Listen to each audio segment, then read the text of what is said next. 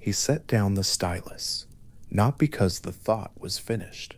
It was not, and he knew it would not be, but because the sentence he had just pressed into the wax was one he had pressed before, and the recognition of that fact was itself worth pausing on.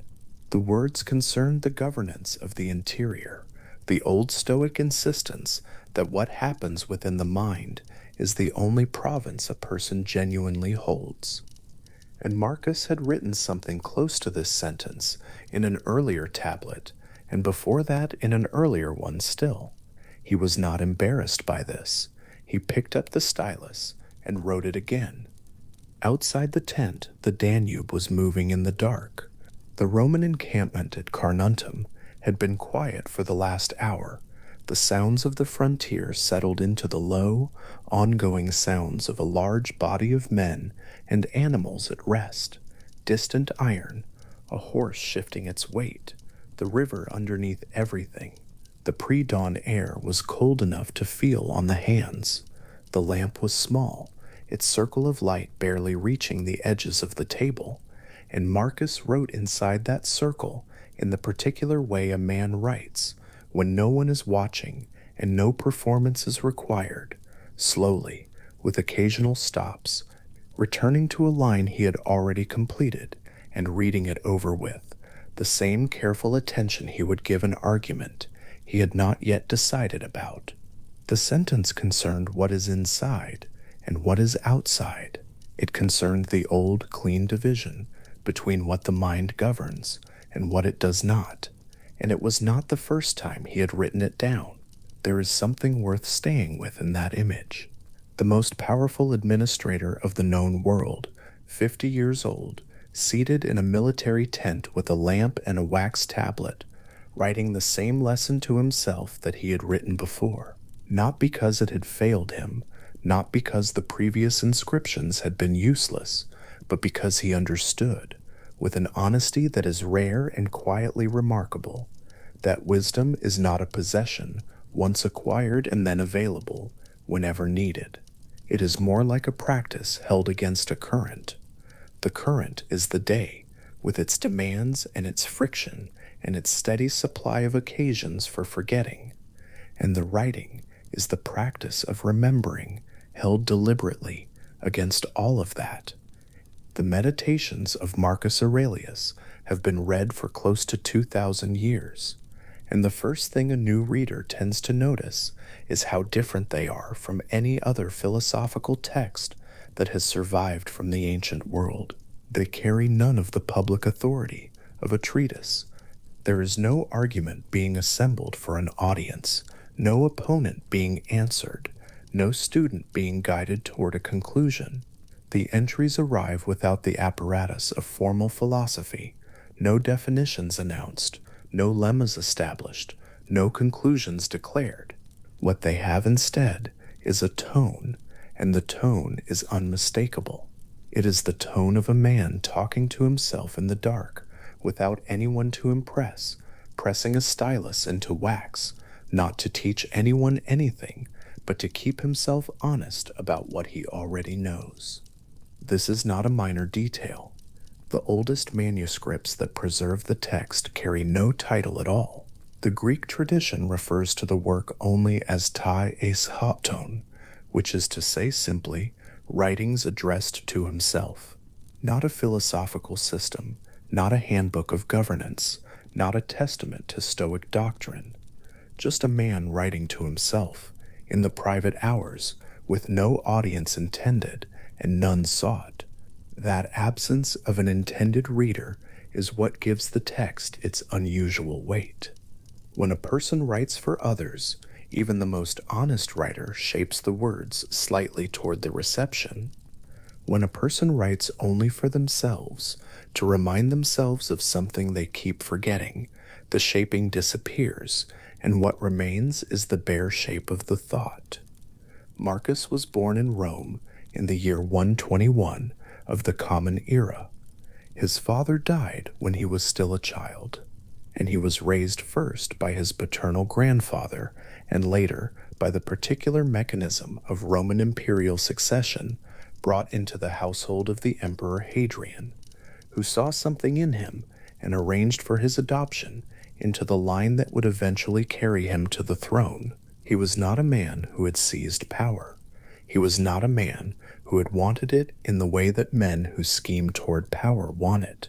The Stoic philosopher kings that Plato had described in the Republic, the people who rule not because they desire authority, but because philosophy has made them most capable of serving, Marcus represented something close to that old ideal, not because anyone had engineered it, but because his own character and the accidents of his birth had placed him there, and he had accepted the position with the Stoic recognition that external roles carry no intrinsic value, that what matters is not the office, but what the person holding it does with their interior life while they hold it.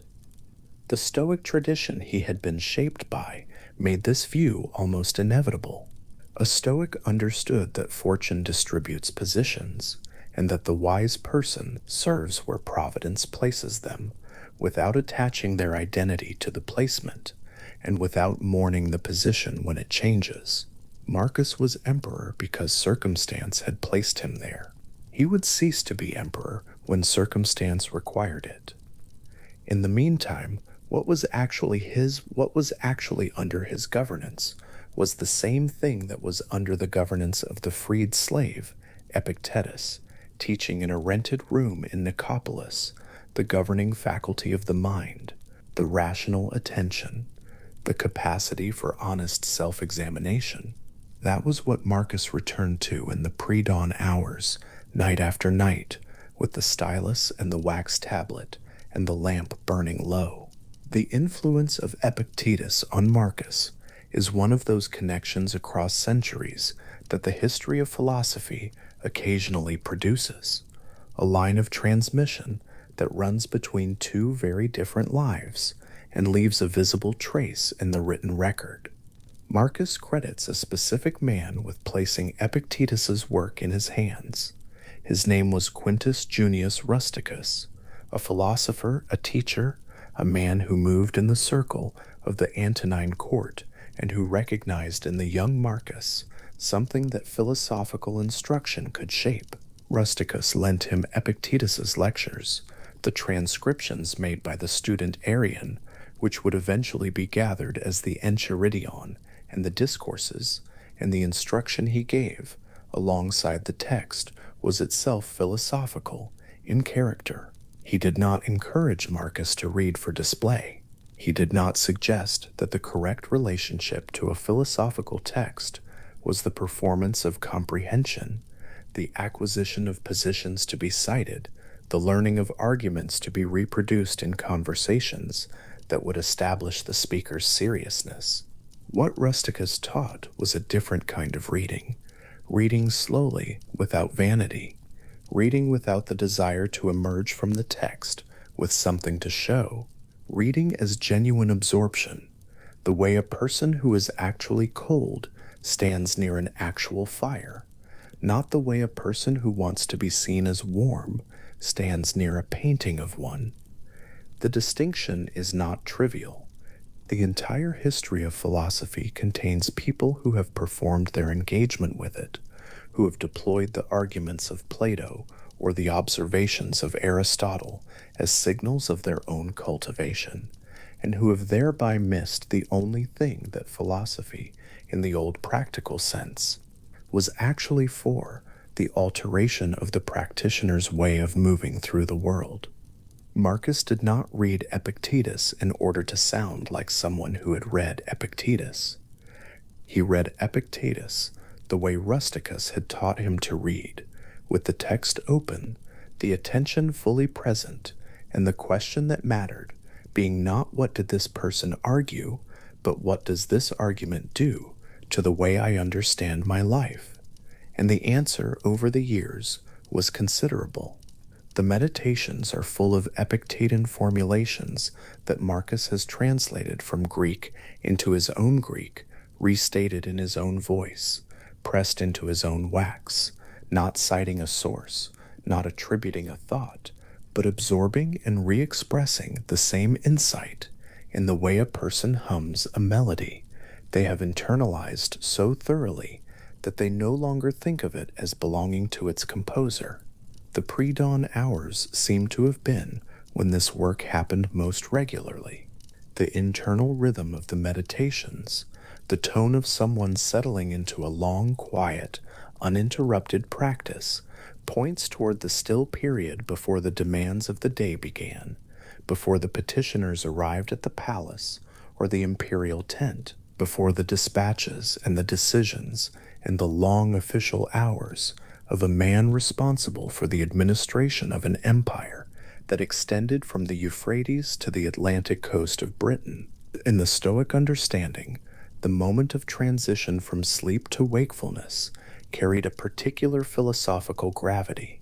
It was the moment at which the rational faculty came back into full function after the hours of its diminishment in sleep, and the Stoics held that the tone established in those first quiet minutes, the quality of attention brought to the first waking thoughts, would set the character of the reasoning available for everything that followed.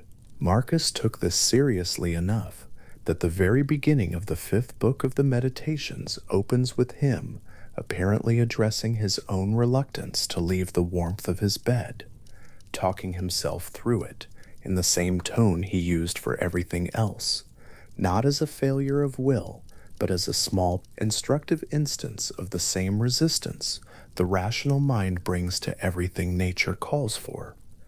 The same rational faculty that could resist getting up could also resist coming to rest. The Stoic answer was identical in both cases. Recognize the resistance as the irrational attachment of the governing faculty to a condition, whether warmth or wakefulness, and yield instead to what nature has already decided this moment requires. The writing at dawn and the setting down of the stylus at night were part of the same philosophical practice, the deliberate alignment of the interior life with what is actually called for, rather than what the habitual self prefers. The Meditations were composed across roughly 2 decades of Marcus's reign, and scholars have noted that many of the entries suggest they were written during the northern campaigns. In the military installations along the Danube frontier, where Marcus spent long periods managing the defense of the empire's northern borders. This gives many passages a particular quality of environmental groundedness. A man writing in conditions that were not comfortable, in a context that was not peaceful, in hours that were not his own, except insofar as he had made them his own, by the practice of getting up before the camp did, and putting the stylus to the wax before the world put its demands on him. The tent, the river, the lamp, the cold, these are not incidental details. The Stoic argument that the finest retreat available to any person is always the retreat inward, articulated in the 4th book of the Meditations, with a vividness that suggests Marcus had tested it personally, depends on precisely this kind of condition. A person who can only achieve philosophical equanimity in comfortable circumstances has not achieved philosophical equanimity. They have achieved comfort. The Stoic interior retreat is interior because it is available regardless of what is exterior, available in a palace or a tent, in a city or on a frontier, with an audience or without one, at the height of good fortune or in the middle of whatever fortune has temporarily become. Marcus returned to this point more than once. In Book 4, the language he uses for the interior retreat is deliberately evocative. Quiet rooms, good air, a kind of inner country estate from which one returns to the outer world refreshed rather than depleted. The person who flees to the mountains for peace and finds no peace there has been carrying the disturbed mind all the way to the mountains, where it performs the same disturbances against a more scenic backdrop. The interior is the only place where genuine stillness is achievable, because it is the only place where the practitioner can actually govern what is happening, and the way to that interior is not through a door or a road, it is through the practice of attention. The stylus, the wax, the lamp, the same lesson written again in the quiet before the day begins. What is perhaps most remarkable about the meditations held as an object in the mind before any of its content is examined is what its form reveals about the person writing it. A man at the center of a vast administrative system, responsible for decisions whose consequences reached into the lives of millions of people across 3 continents, chose to spend the private hours of his morning writing reminders to himself, not pronouncements for posterity, not instructions to advisors, not philosophical essays designed to outlast him. Reminders, small, direct, sometimes almost harsh self-addresses in which the author refuses to grant himself the exemptions that power makes available. Reminders that he is mortal. Reminders that the praise of others is not genuinely good. Reminders that the thing that is actually his to govern is the narrow province of his own judgments and responses, and that anything outside that province, however vast, however apparently important, is not finally his to control. The meditations repeat themselves. This is one of the first things a careful reader notices, and it is one of the most philosophically important facts about the text. The same formulations return across the books, sometimes nearly verbatim, sometimes in slightly different words, sometimes from slightly different angles.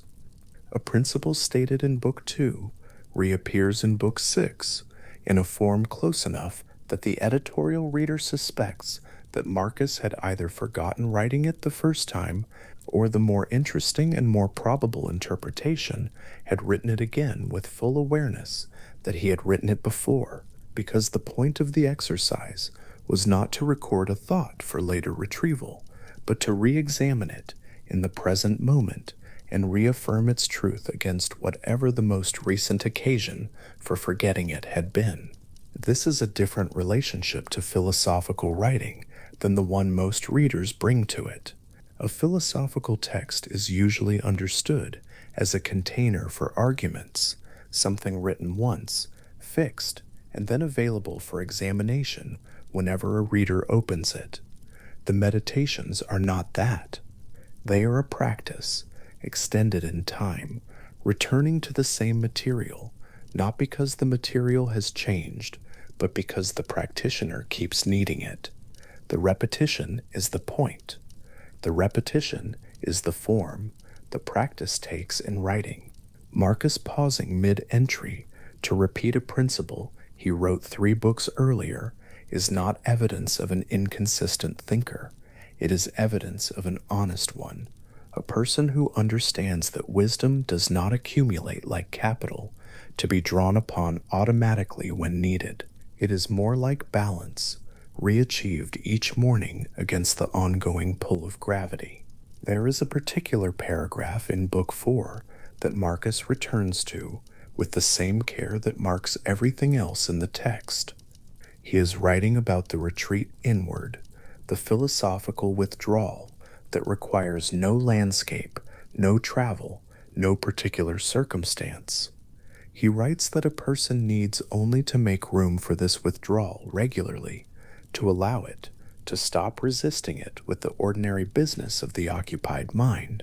And then he moves to the question of what disturbs that interior, not the external facts, not the events, but the judgments placed on them, the evaluations that the automatic mind attaches without examination to what arrives from outside.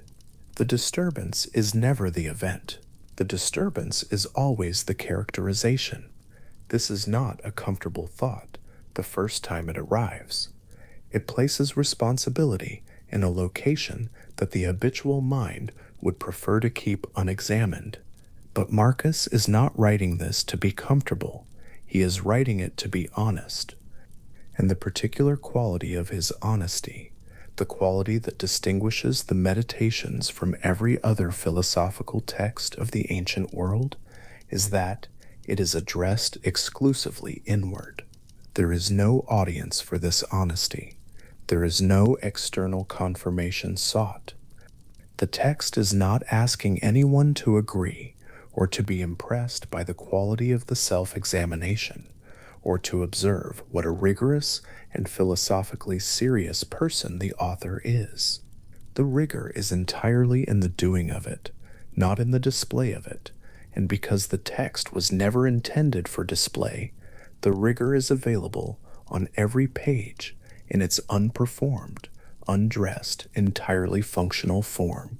A manuscript with no title, addressed to no reader, traveling through centuries of uncertain hands, copied by monks who may have understood only a fraction of what they were preserving, annotated by scholars who added their own frameworks to a text that resisted all frameworks, to a text that resisted all frameworks, to a text that resisted all frameworks, to a text that read, finally, by an enormous variety of people, across an enormous variety of circumstances, each bringing their own private negotiations with the same questions Marcus was working through in the lamplight before the camp woke.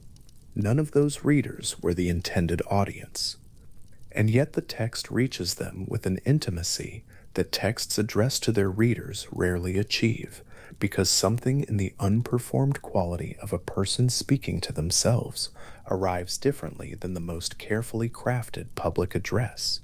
Rusticus had told him to read without performing comprehension. The text itself, in its structure and its tone, embodies exactly that instruction.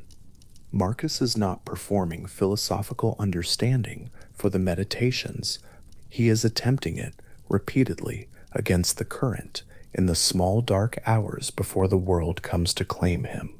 He is writing the same lesson again, not because he has failed, but because he is honest enough to know that the lesson must be written again, that the current is always running, that the forgetting is always available, and that the practice of return is not defeat, but the whole shape of the discipline. The lamp in the tent was a small thing. The river was audible but invisible in the dark. Whatever birds inhabited the wetlands of the Danube frontier were beginning their first sounds, still half uncertain, at the edge of the pre-dawn hour. The tablet in front of Marcus held a sentence he had written before. He had written it before, and he had needed it again, and the needing of it again was not a problem.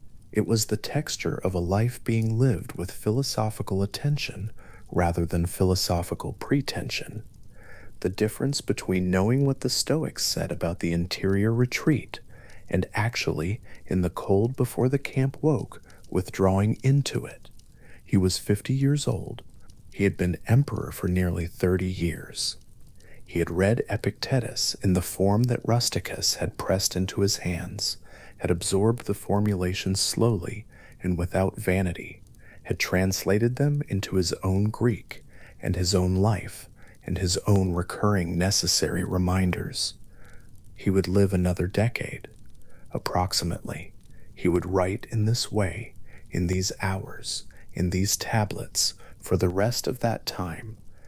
And when he was gone, the tablets would pass out of his hands into the hands of people who had not been meant to hold them, and the text without a title would carry its unperformed, private, entirely honest philosophical practice forward into a world that kept needing exactly what it offered, not as a monument, not as the recorded wisdom of a celebrated emperor, though it became that, carried by the authority of its author's position into 1,000 libraries and curricula and translated volumes, but as something quieter and older and more available than any monument. The honest self-address of a person who kept writing the same lesson because he kept needing it, in the dark before the day began, with no one watching and nothing required of the writing except the truth. That is the oldest form of philosophical practice. It predates any school or text. Before the Stoa, before the Academy, before the carefully constructed arguments of the tradition, there was a person, in the dark, asking themselves honestly what they knew and what they did not, and writing the answer down without expecting anyone to be impressed by it. The practice of turning inward without performance, of examining without an audience, of returning to the same truths with no frustration at having needed to return again. This is available in a palace. It is available in a tent on a cold frontier with a river running in the dark. It is available in any room, in any hour, in any life in which a person is willing to set down the performance and speak to themselves with the same quiet honesty that Marcus set down on the wax, night after night, in the pre-dawn stillness of an encampment on the edge of a world he governed, and never for a moment confused with the interior he was actually responsible for. The sentence was the same.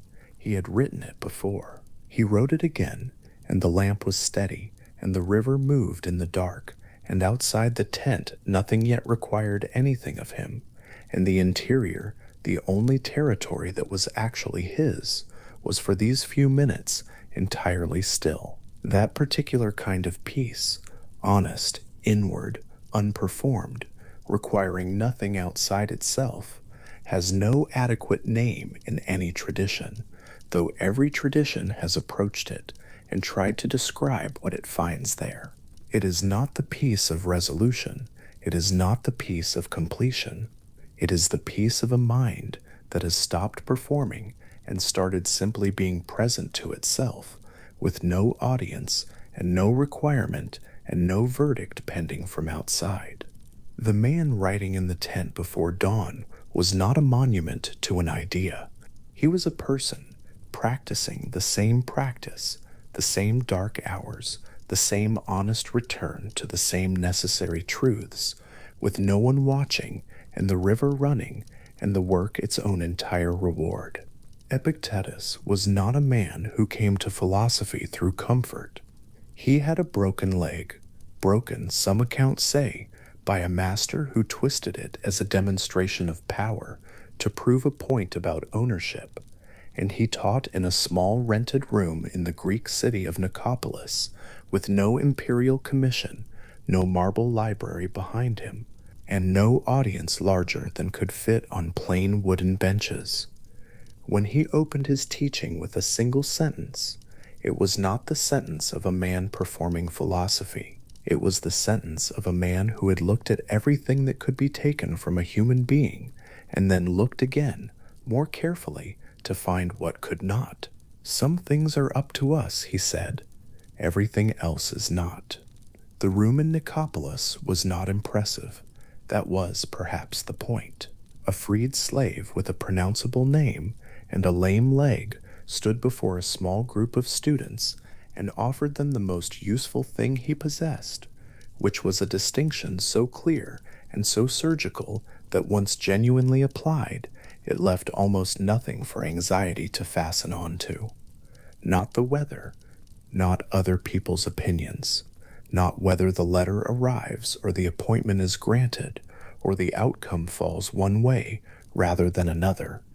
What belongs to a person entirely, what cannot be confiscated or dissolved by any external event, is the governing faculty itself, the capacity to judge, to choose, to assent or refuse, and this, Epictetus said, is the only thing worth the name of mine. Everything outside it, from bodily health to public reputation to the opinion of an emperor, is not ours in any philosophically serious sense.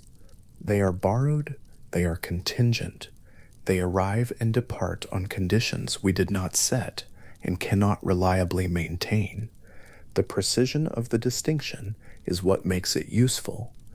It is not a vague instruction to care less, or to be less sensitive, or to practice the kind of flattening of feeling that passes for calm in people who are merely suppressing what they feel.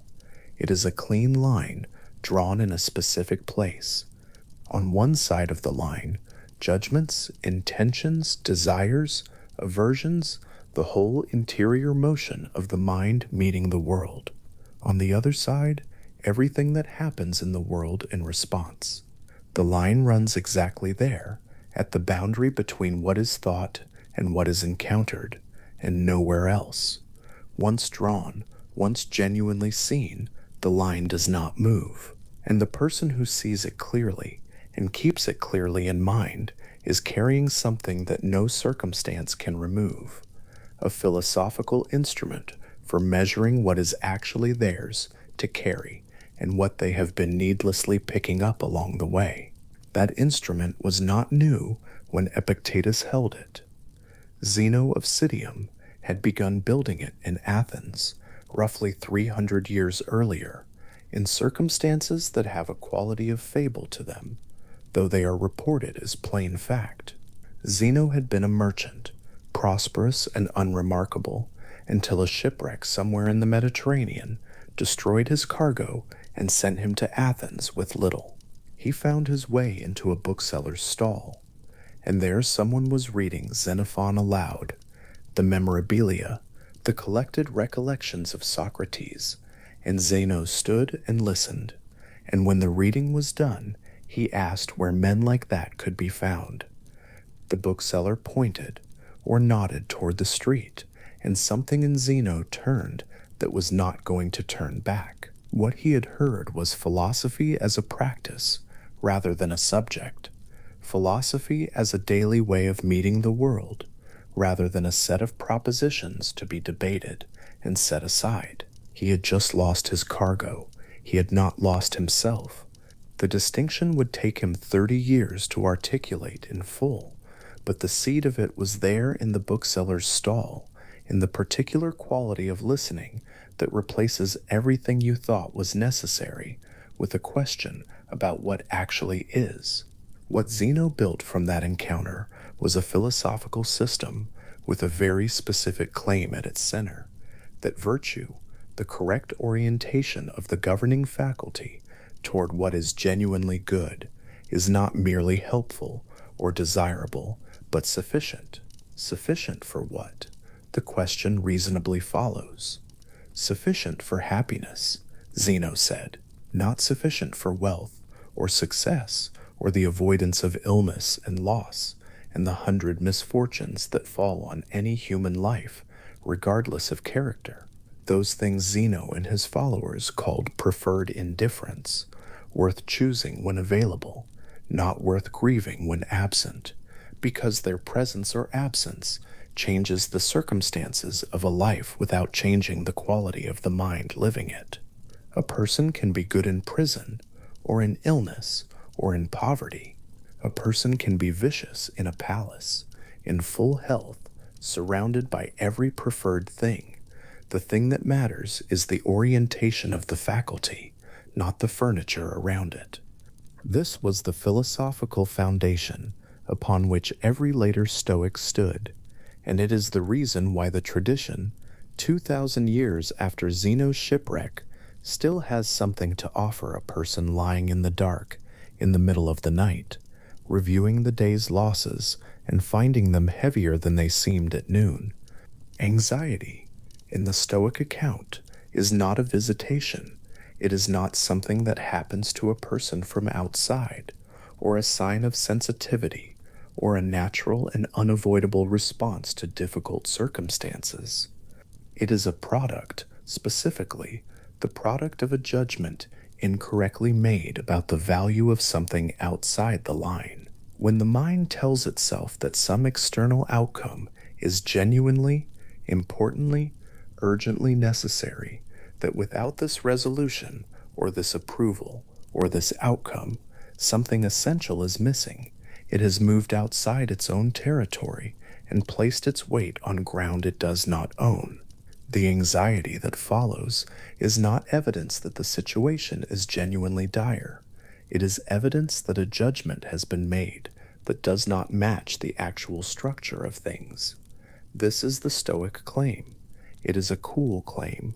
It does not pretend that difficult circumstances are pleasant, or that losses are small, or that the external world is a place of reliable comfort.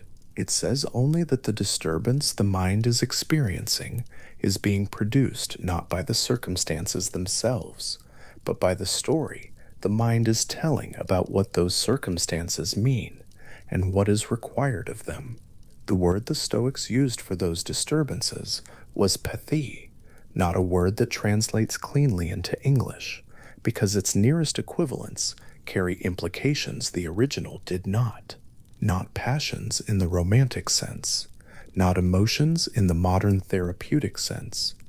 The pathia are specifically the violent perturbations produced when the mind convinces itself that something outside its control is genuinely good or bad in the deepest sense, and then responds to that conviction with the force the conviction seems to require. Grief, in the Stoic analysis, is not the natural response to loss. It is the response to loss combined with the judgment that what was lost was genuinely and fundamentally necessary, a judgment that, on examination, does not survive the application of Epictetus's line. Fear is not the natural response to danger. It is the response to danger combined with the judgment that the outcome of the danger is something the mind must at all cost prevent, a judgment that again depends on placing the weight of what matters in the world rather than in the faculty. The pathia are not feelings to be suppressed. They are arguments to be examined, gently and without self-reproach, until the judgment underneath them can be seen clearly for what it is. That examination has a name. The scholar Pierre Hadot, who spent decades reading the Stoics with a philosopher's patience and an archaeologist's precision, identified a practice he called prosoche, a Greek term that might be translated as attention or watchfulness or careful self-monitoring, as the central practical discipline of ancient Stoicism, the exercise that made everything else possible. Prosoche is not introspection in the sense of burrowing inward with anxiety. It is the kind of attentive watching that a careful craftsperson gives to their own hands, a calm, interested, unanxious observation of the mind's own movements as they happen, noticing which judgments are being made automatically and whether they are the judgments that would survive examination. In Hadot's reading, this practice was not reserved for exceptional philosophical occasions. It was daily, constant, available in the middle of ordinary life, and at its edges before the day began and after it ended. At night, in particular, the Stoics held that the evening hours carried their own philosophical gravity, a quality of natural pause in which the day's events could be reviewed, not with the urgency of someone still inside them, but with the slight distance of someone who had just stepped back. Epictetus, in the Enchiridion, returns repeatedly to the discipline of review, the practice of sitting at the end of the day and asking, not as prosecution, but as inquiry, what governed the mind today, and where did it allow itself to be pulled off its own territory, not to catalogue failures, not to sit in the discomfort of having done worse than intended, to understand, clearly and without drama, the difference between the moments when the governing faculty was working correctly and the moments when it quietly handed itself over to something external and then felt the consequences. This is the practice happening in a mind that is doing well. The distinction is important. The evening review is not, in the Stoic account, a form of self-punishment dressed in philosophical language. It is more like the work a navigator does at the end of a day at sea, checking the position, noting where the current ran stronger than expected, adjusting the course for what tomorrow requires. The whole exercise conducted with the calm of someone who understands that the purpose of noting an error is to sail better, not to feel worse about the sailing. The tone is the tone of prosoche itself, interested, careful, and fundamentally unanxious. The mind watching its own movements with this quality of attention is not a mind in distress. It is a mind doing what minds, in the Stoic view, are most naturally fitted to do. Marcus had learned this discipline through the same hands it had passed through for centuries. Rusticus, his Stoic tutor, Quintus Junius Rusticus, a man the meditations credit with more practical philosophical formation than any other single person, had placed Epictetus's lectures into his hands, and Marcus had read them in the way Rusticus told him to read them, slowly, without performing comprehension, without the vanity of a man who has understood the argument before he has absorbed it. The Enchiridion is not a long book. Its sentences are short and direct, designed precisely to be carried in the memory and recalled under pressure, not to be admired for their elegance or analyzed for their architecture. Epictetus had written through Arrian, who recorded the lectures and gave them their form in the way a master craftsperson teaches, not by explaining the tool at length, but by placing it in the student's hand and saying, "Use this, here in this situation, and then here in this one." Marcus used it. The evidence is in the meditations themselves, where Epictetan formulations appear restated in Marcus's own hand, not as quotation, but as something closer to absorption. The same idea worked through in new words, the way a person repeats a true thing in slightly different language until it has fully settled into the grain of how they think. In Book 2, in Book 4, in Book 6, and in Book 8, the same essential distinction reappears: what is mine, what is not, what the governing faculty can touch and what it cannot, what belongs to the interior of a life, and what happens to that life from outside, beyond the reach of virtue, or reason, or considered choice. Marcus was not summarizing Epictetus. He was practicing him in the way that music is practiced. The same passage returned to not because it has been misunderstood, but because the hands need to learn it at a level below thought, until it plays without effort when the moment requires it. What the practice requires, when it is working well, is a particular kind of honesty about what the mind is actually doing, as opposed to what it believes itself to be doing. There is a difference between knowing that something outside one's control should not trouble the mind, and actually finding, in the moment of disturbance, that it does not. The knowing is quick. The finding is slower and requires the patience of Epictetus's room in Nicopolis, the patience of someone who has set aside the performance of equanimity and is genuinely, carefully looking at what is happening. Marcus in the Meditations is frequently not performing equanimity. He is working toward it.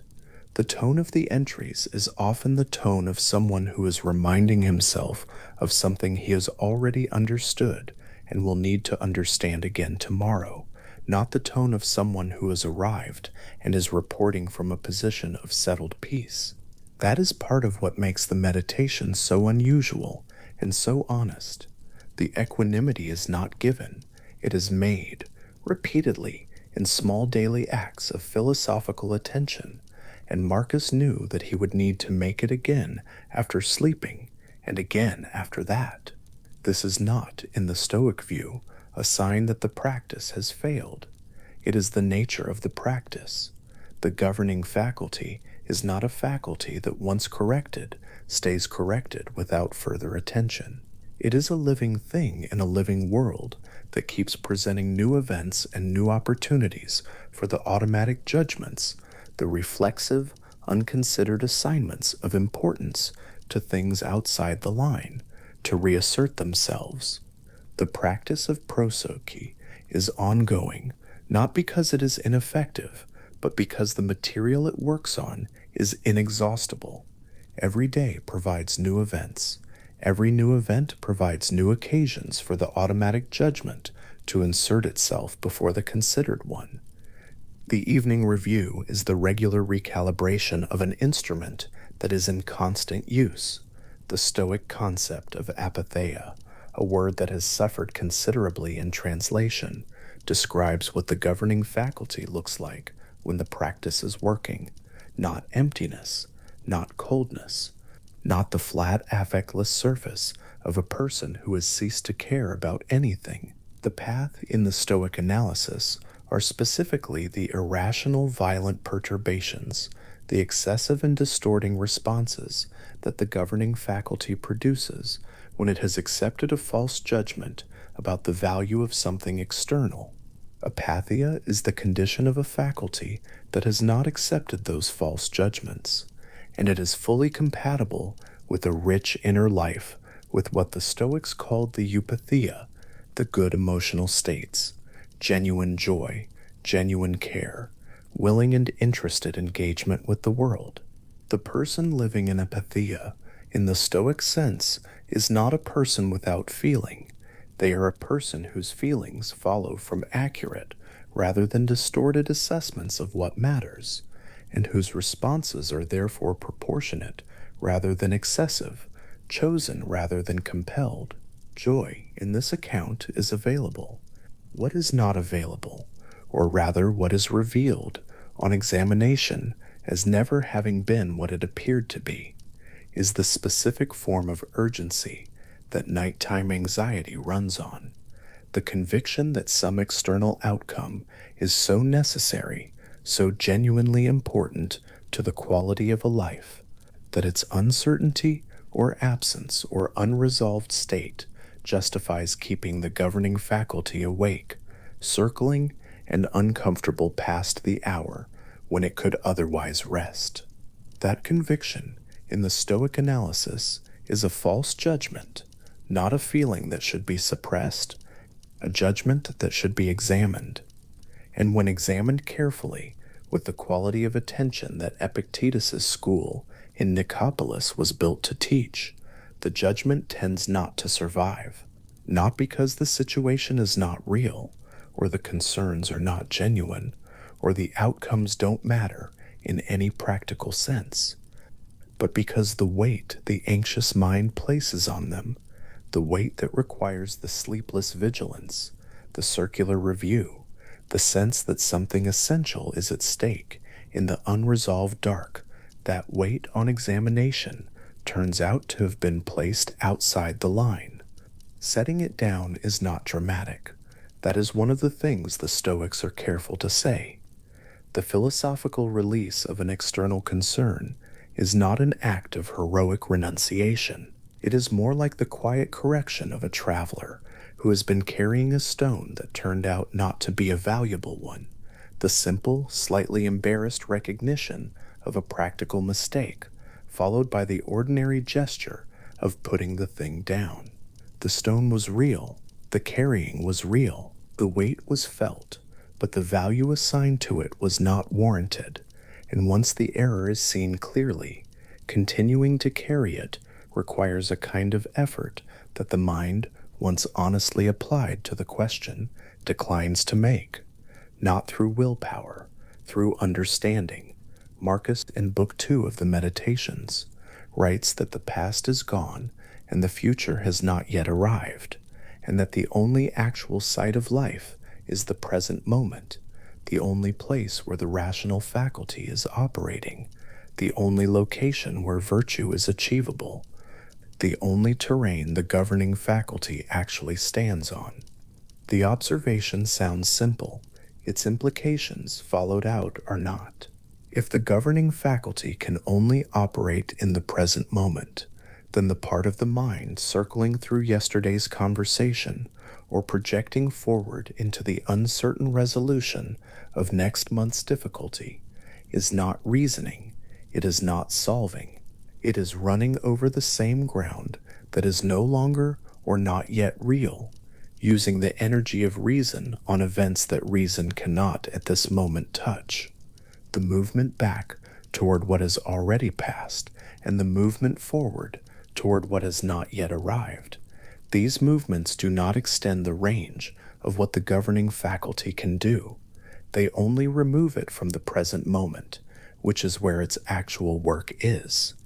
The Stoic claim is not that the past and future are unimportant, plans are made, consequences are considered. What the claim points at is something more specific, the difference between the mind that visits the past and future as an instrument of present reasoning, and the mind that is captured by them, pulled out of the present moment into a circling engagement with events it cannot currently influence. The first is wisdom. The second is the specific form of disturbance that the evening review is designed to dissolve, not by refusing to consider what has happened or what might happen, but by returning the governing faculty gently to the ground it actually stands on, where its work can be done and its rest can be earned. The natural condition of the rational mind in the Stoic account is equanimity. This is perhaps the most counterintuitive claim in the tradition, and also the most quietly useful one. Anxiety, the tradition says, is not the baseline from which peace must be constructed. Peace is the baseline from which anxiety is a departure. The disturbed mind is not the natural mind in its original state.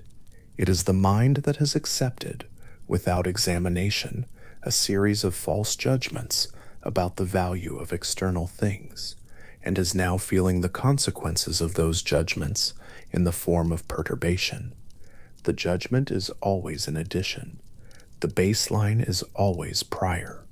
And this means that the mind seeking rest tonight is not trying to travel somewhere it has never been, or acquire something it has always lacked, or achieve a state that requires long training before it is available.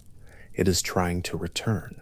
The equanimity is there beneath the disturbance, the way the floor of water is there beneath the weather at the surface, unchanged, untroubled, present, having been there before the storm began, and waiting to be there when the surface calms.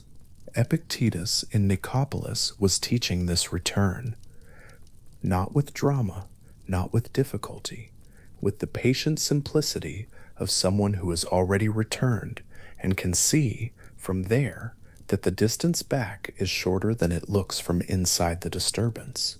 His schoolroom was plain. His sentences were short. His students were not exceptional. They were ordinary people who were troubled by ordinary things and had come to find out whether there was a more useful way to meet them. The distinction he offered them in the opening sentence of the Enchiridion was not a discovery they would need years to earn. It was a distinction they could draw today, in this hour, in the specific situation currently troubling them. Some things are up to us. The practice of learning where that line actually falls and keeping it clearly in view is the work of a lifetime. But the first drawing of the line is available immediately to anyone willing to draw it honestly. Honesty is the condition, not performance, not the appearance of equanimity displayed for an audience. The philosophical distinction is useless if applied cosmetically. If a person learns to say the right words about what is and is not within their control, while continuing, underneath the language, to place their weight on what they have just named as outside it. The Stoics were careful about this. Epictetus in particular was careful about this. He had seen too many students who had learned the arguments without learning the practice, who could discuss the difference between preferred indifference and genuine goods with great facility, and then lose their composure entirely when a preferred indifferent was removed. The arguments are the beginning. The practice, the daily, patient, repeated application of the distinction to the actual events of an actual life is what the arguments are for. This is why the meditations are the kind of text they are. Marcus was not writing philosophy for an audience.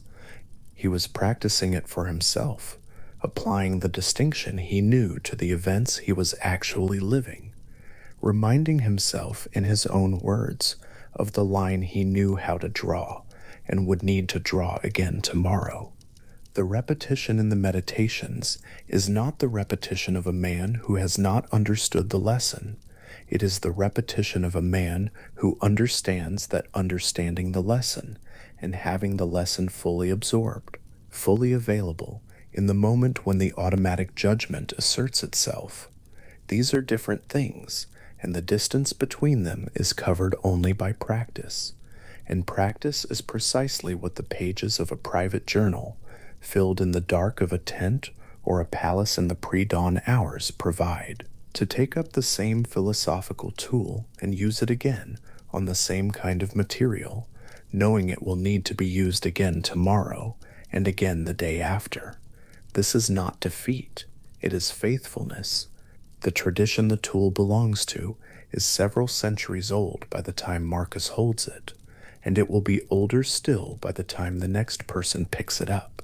The practice does not wear out. The instrument does not lose its edge from use.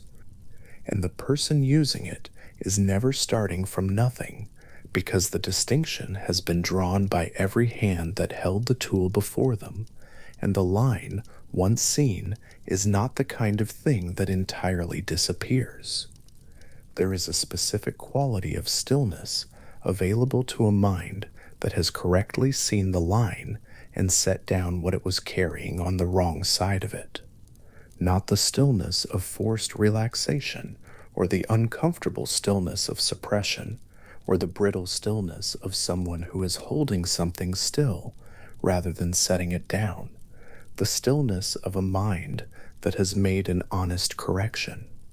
The weight is gone because the mind has found, on genuine examination, that it was not theirs to carry, not because anyone told them to feel that way, not because the circumstances have changed, but because the governing faculty has done its actual work and found the thing it was worrying about to be outside its territory and has let go, quietly and without drama, the way a hand opens when it is done carrying. Equanimity is not built. It is not assembled from pieces, or earned through suffering, or constructed through sustained philosophical effort over years of difficult practice. All of those things help. None of them is the source.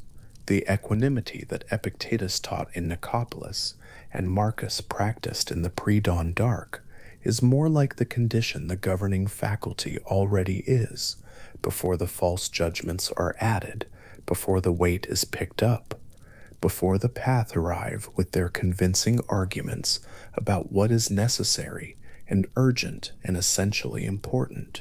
Strip those additions away, and what remains is not a blank or an empty or a cold. What remains is the natural movement of a faculty correctly oriented, a mind doing what it is most fitted to do, in the present moment with the present material, without the excess weight of what lies outside the line. That is what the tradition is pointing at, not a destination, not a state of affairs to be constructed from this particular night's more difficult raw material. The pointing is in the direction of what is already there, under the disturbance prior to the additions, waiting with the patience of something that has nowhere else to be. The mind that is circling tonight, reviewing the unresolved, carrying the weight of what cannot, in this hour, be changed, or resolved, or made to come out differently.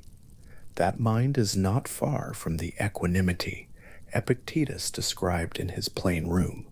It has only, in the Stoic account, made a series of very natural and entirely understandable mistakes about what it needs to be carrying, and the correction is not distant. It is the work of a moment's honest attention applied gently, without urgency, to the question of where the line actually falls. Epictetus set that question down at the beginning. Everything the tradition built after him was in one sense an elaboration of the same point, in different words, in different hands, handed from a freed slave in a rented room to an emperor in a tent on a river's edge, and forward from there. The natural condition of the rational mind is equanimity, not a shore to be reached after a long, difficult crossing, the floor of the water itself, still and unchanged, present before the storm arrived. and patient for the moment when the surface finally stops breaking and remembers what lies beneath it, unchanged, exactly as it was, needing nothing from the weather above to be what it most essentially and originally is. Marcus was writing about the dead, not with grief and not with ceremony, but with the quiet, methodical attention of someone taking honest stock of a measurement. He was writing down names. Croesus, who had ruled Lydia with a wealth so legendary it outlasted his empire by centuries.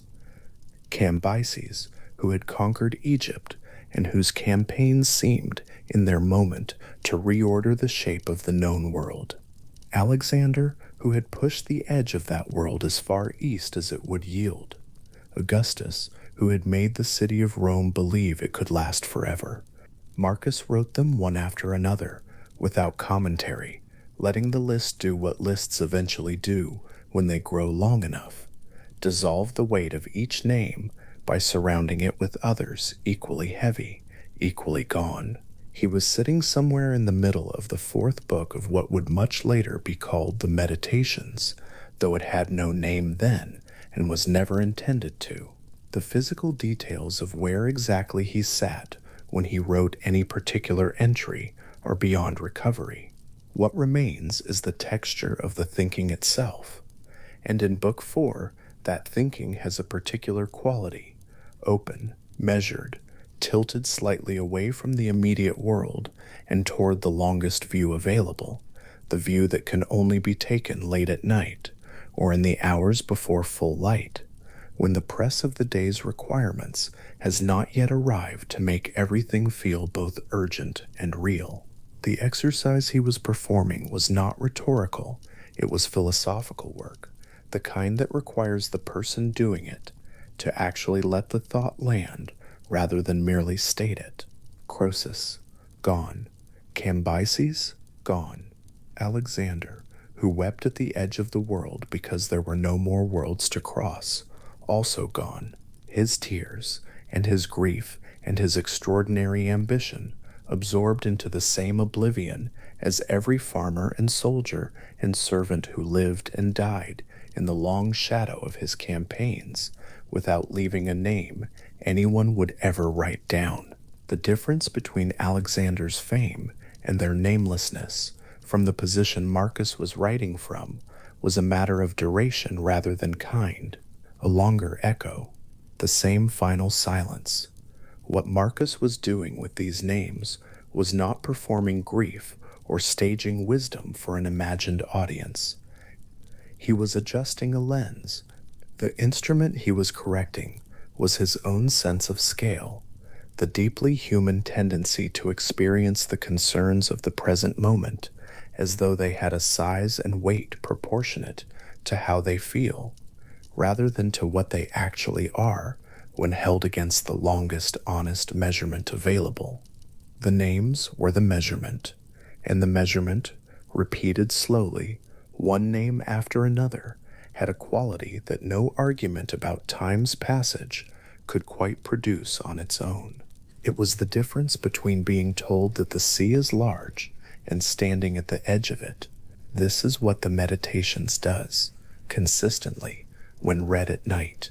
It adjusts the scale, not by minimizing what is difficult, or by performing a philosophical serenity that the person writing clearly did not always feel, but by returning again and again to the honest measurements, time, the cosmos, the sameness of every era's fears and ambitions, until those measurements have had actual contact with the part of the mind that assigns weight to things.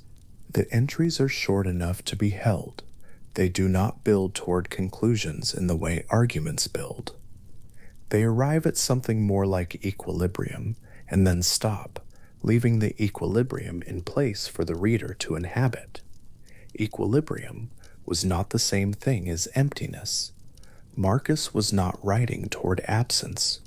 When he set down those names, Croesus, Cambyses, Alexander, Augustus, the point was not that nothing had mattered in their lives, or in the lives of the people their actions touched. The point was that the particular quality of urgency that the present moment always carries, the feeling that this situation, this concern, this unresolved thing is somehow categorically different from the concerns of all the people who worried and planned and feared before, is an error in the measurement. Not a moral failure, just a mistake in how the scale is being held. And here is what makes the Meditations unusual among all the books that have ever tried to do this work. It is written by someone who kept making the same mistake. The repetitions in the text are not pedagogical. Marcus did not restate his central principles across 12 books because he thought his reader needed reminding. He restated them because he needed reminding. The book is the record of a mind returning, not a mind that arrived. In Book 2, the same leveling perspective. In Book 4, the names of the dead. In Book 6, the brief coalescence of elements. In Book 9, the observation that everything he was worried about had exact equivalence in the reigns of Marcus's predecessors and their predecessors, and so on back as far as the record would reach. The text does not make forward progress in the way a philosophical treatise makes progress. It circles, it returns, it finds the same clearing from different directions, and enters it again, as though reassuring itself that the clearing is still there. This circularity is not a weakness in the text. It is the thing that makes the text feel, when read by someone lying in the dark at the end of a long day, less like a book and more like a companion who knows the same thing the person lying in the dark knows, that the correct perspective is available, has been available, is not mysterious or distant, and yet the mind will need to be walked back to it again tomorrow, and probably the day after that, because the correct perspective is not where the mind rests by default. The mind rests by default in the present moment's insistence on its own urgency. Getting out from under that insistence requires the kind of daily practice that leaves written traces, and those traces are the meditations. There is a passage in the 4th book, the same book in which Marcus wrote down those names, that describes what the interior life is for in the specific circumstances of a person who cannot change where they are, or what is being asked of them. Marcus writes about retreat. He describes the way people seek relief from the pressure of their lives by traveling to the country, to the shore, to the mountains, and he is not dismissive of this impulse. He understands it, but he identifies, with the precision of someone who has tried the geographical solution and noticed its results, that the disturbed mind accompanies the person who travels to find stillness. It is there on the shore. It is there in the mountain house. It arrived with the luggage. The retreat he proposes instead has a particular quality to it. Marcus describes it as a withdrawal into the self's own quiet rooms, a place of few demands, good air, and the kind of silence that does not depend on an absence of external noise. He writes about this interior place with the specificity of someone describing somewhere they have actually been, rather than somewhere they would like to go. The rooms are not metaphorical in a loose sense. They have a particular character, and that character comes from the quality of attention brought to them. Quiet attention makes a quiet room. Restless attention does not become quiet by arriving at the sea. The image he uses, withdrawing into the self as a philosopher withdraws to a country estate, has a warmth that is easy to miss when the passage is read too quickly. There is nothing austere or disciplinary about it. The philosopher going to the country house is not going there to suffer correctly. The philosopher is going there to rest. And the rest Marcus describes is precisely the rest of a mind that has stopped trying to influence or resolve what is not available to it in this moment, stopped reaching past the boundary of the present into what is already over or not yet real, and found inside that boundary enough. Not everything, not resolution, but enough. This was the Meditations as Marcus was actually using it, not as a treatise to be mastered, but as a set of tools to be picked up and set down in the specific conditions of the night.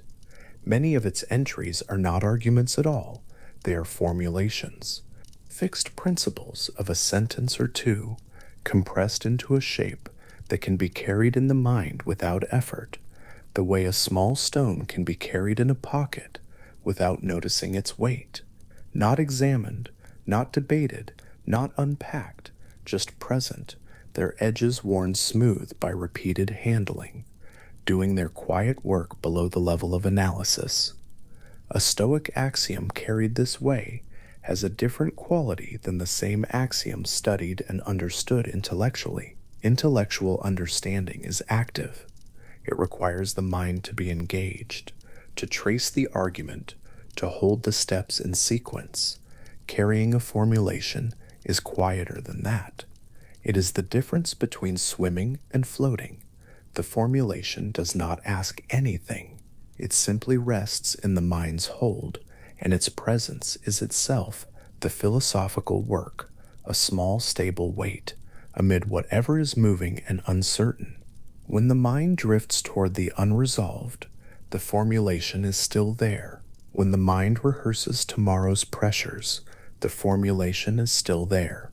When the mind, finally tired of its own noise, turns toward what is actually present, the formulation is there too, and it has been saying the same true thing all along. The Stoics had a name for this practice, what the scholar Pierre Hadot identified as prosoc, the vigilant attention to one's own mental states, has a nighttime application that is quieter than its daytime version.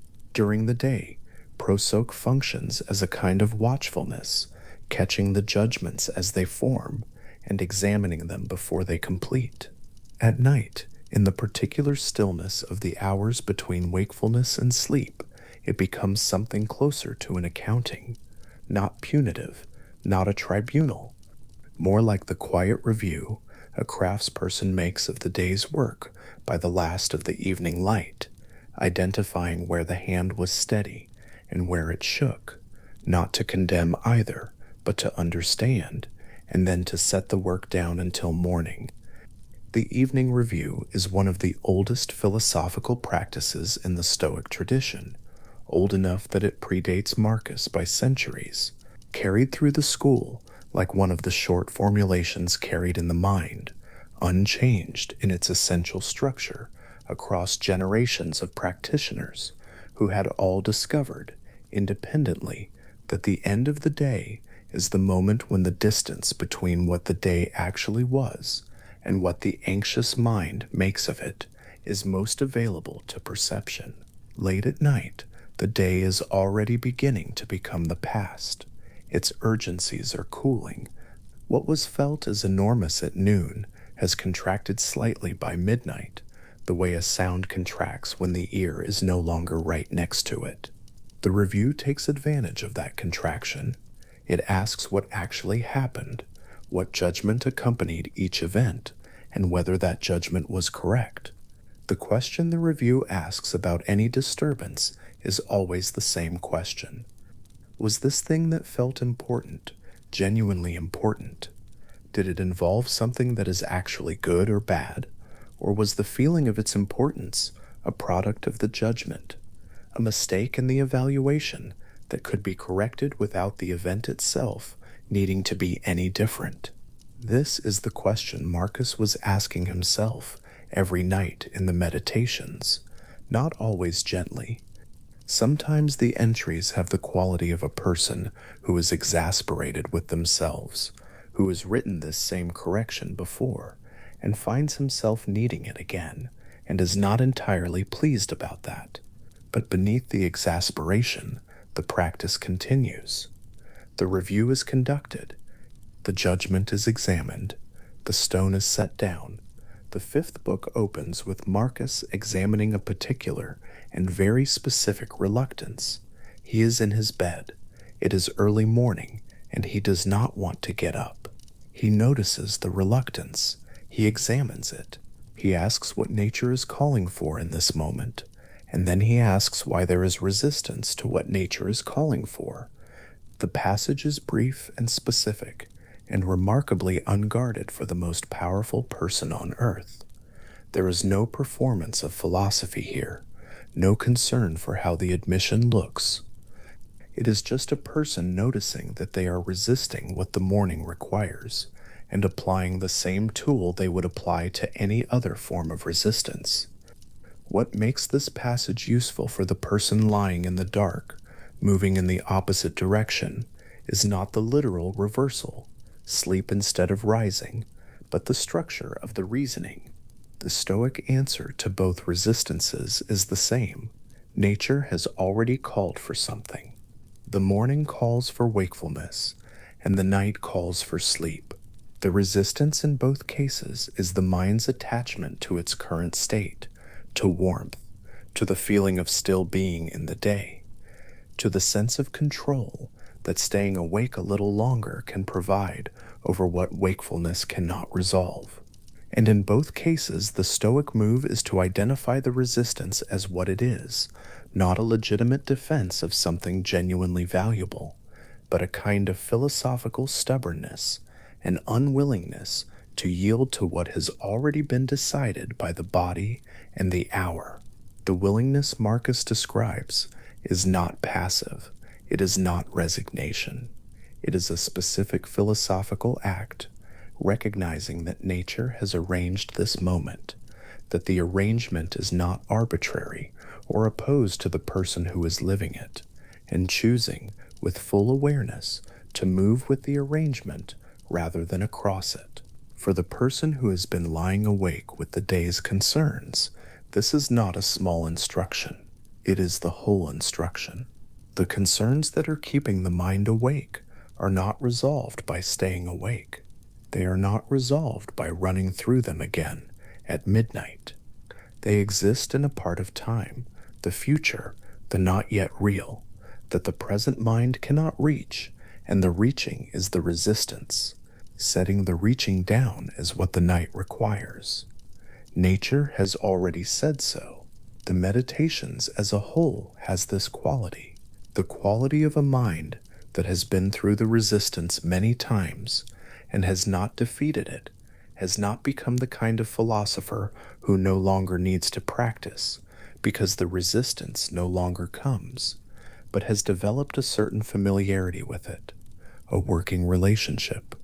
The resistance comes, and it is recognized, and the same tools are taken out, and the same work is done.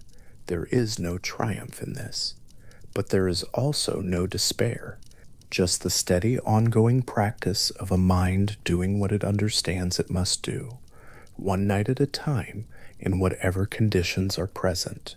This steadiness is different from the equanimity that is sometimes described as the goal of Stoic practice, the polished philosophical serenity of the sage, who has achieved a state of perpetual correct judgment. Marcus did not seem to believe he was that person. The Meditations reads too honestly for that belief to have been present. What it reads like instead is the practice of someone who knew what the right relationship with his own mind looked like, could see it clearly, and found it necessary to keep returning to the sight of it, because the mind, in its daily operation, kept losing the angle. What the Meditations gave Marcus, and what it gives to the reader who comes to it at night, is not an answer that stays. It is a practice that works. The difference matters. An answer that stays would mean the work is done, the question closed, the concern resolved. A practice that works means something quieter and more durable than that.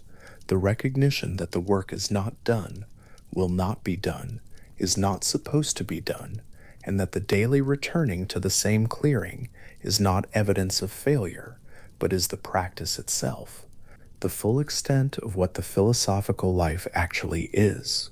In the pre-dawn hours of a palace that would shortly fill with the administrative machinery of an empire, petitions and dispatches, and the faces of advisors who needed answers, Marcus was at his writing table, in what the Roman day had not yet interrupted, doing the work. The work was not dramatic. It was not the work of a person solving a crisis or winning an argument. It was the work of a person reviewing his own judgments with as much honesty as he could bring to the task, writing down the corrections and the formulations and the names of the illustrious dead, preparing his mind for the day the way a craftsperson prepares their tools before beginning. The preparation was never complete. Each morning's entries show a mind that still needs the same preparation as the morning before, the same principles, the same reminders, the same act of scaling down the apparent importance of the day's concerns against the honest measurement of time. This is not a failure of philosophy. It is what philosophy looks like from the inside, in the actual life of a person actually trying to live it, not as a doctrine acquired and possessed, but as a practice applied and reapplied against the steady pull of habit. The mind's default tendency to weight the present moment as though its concerns were the largest and most important things in the world. There is something in this that belongs specifically to the night. The nighttime mind is not the same as the daytime mind. In the daytime, the concerns that arrive have a company. They bring action, response, the ongoing texture of a life being lived. At night, they arrive without their company. They arrive as pure concern, stripped of the activity that normally surrounds them, and in that stripped condition, they can seem larger than they are, more final, more pressing for the attention than anything the daytime produced. This is the specific territory the Meditations addresses, not the theoretical possibility of suffering, not the abstract claim that external things are indifferent, but the actual experience of lying in the dark with concerns that feel enormous, and a mind that knows, philosophically, that the scale is wrong, and cannot quite get the scale right enough to sleep. The Meditations offers, for this specific experience, not a cure, but a set of practiced moves, the view from the long span of time, the names of the dead who carried concerns as heavy as these to exactly the same destination, the interior retreat available without travel, the compressed formulation carried like a stone in the mind's pocket. The question, is this thing that feels important actually outside the boundary of what can be addressed right now? And if so, what is left when the reaching stops? And finally, the most practical and the most honest of all the Stoic moves, the recognition that resistance to what the present moment requires is not the same thing as wisdom, and that the mind which can set down its concerns long enough to sleep is not surrendering something valuable. It is participating in an arrangement that was already in place before the concerns arrived, and will still be in place when they are resolved or released. The Meditations was never finished. This is not a biographical accident. It is the nature of the text, built into its structure, by the kind of book it is. A book written to oneself, renewed each morning, and reviewed each evening, is a book without an endpoint, because the life it serves does not have a philosophical endpoint short of the life itself. Each entry is complete. Each night's review is complete.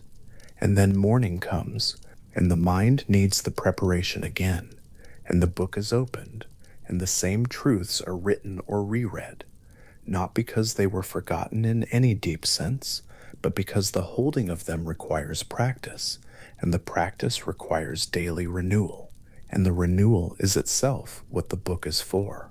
A person who reads the Meditations at night is doing something close to what Marcus was doing when he wrote it. Not studying a finished text, not working through an argument toward a conclusion, but returning in the particular conditions that the night makes available. the quiet, the distance from the day's activity, the honest smallness of a person lying in a dark room with no audience and no performance required to a set of truths that do not become less true for being known, but that require the knowing to be renewed rather than merely possessed. The return is the practice. The practice is the book. The book is a man speaking honestly to himself in the dark, writing down what he will need to hear again tomorrow. And the quality of that honesty, the specific philosophical quality of a mind examining itself without an audience, without performance, without the need to appear to have arrived at any destination, is the oldest and most available form of peace that the philosophical tradition has to offer. Not peace as a final condition, not peace as an absence of difficulty or a freedom from the concerns that arrive with ordinary life.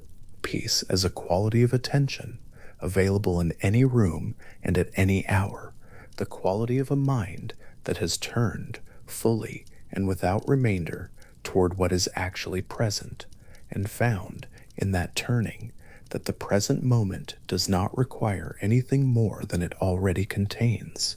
The Meditations was finished every night and begun again the next morning. It was finished in the sense that each entry reached its own equilibrium and stopped.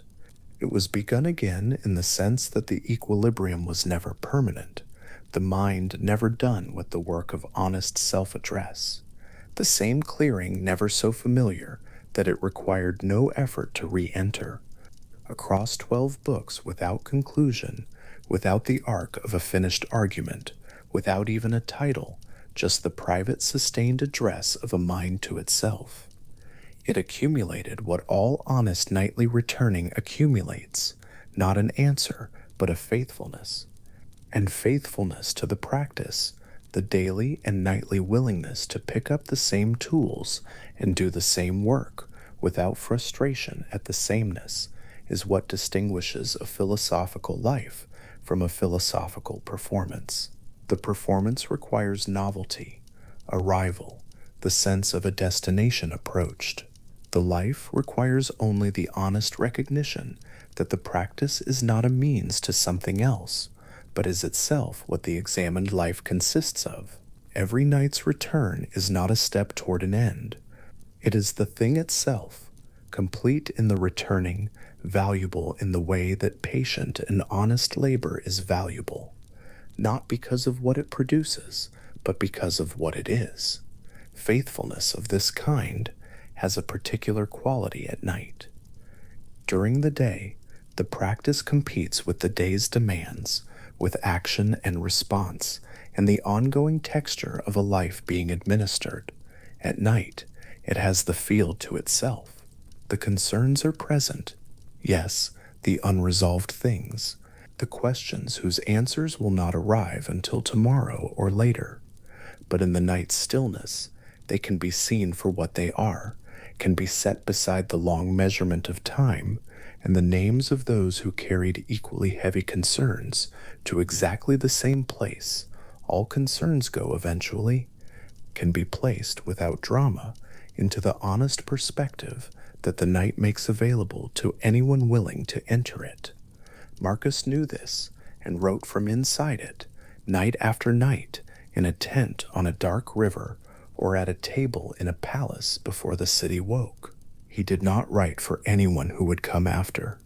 He wrote for himself, for the next morning, for the next examination.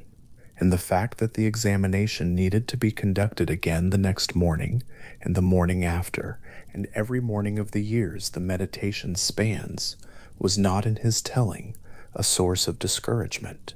It was simply the nature of the practice, the nature of the life, the nature of a mind, honest enough to know that what it holds requires daily renewal, and faithful enough to provide it.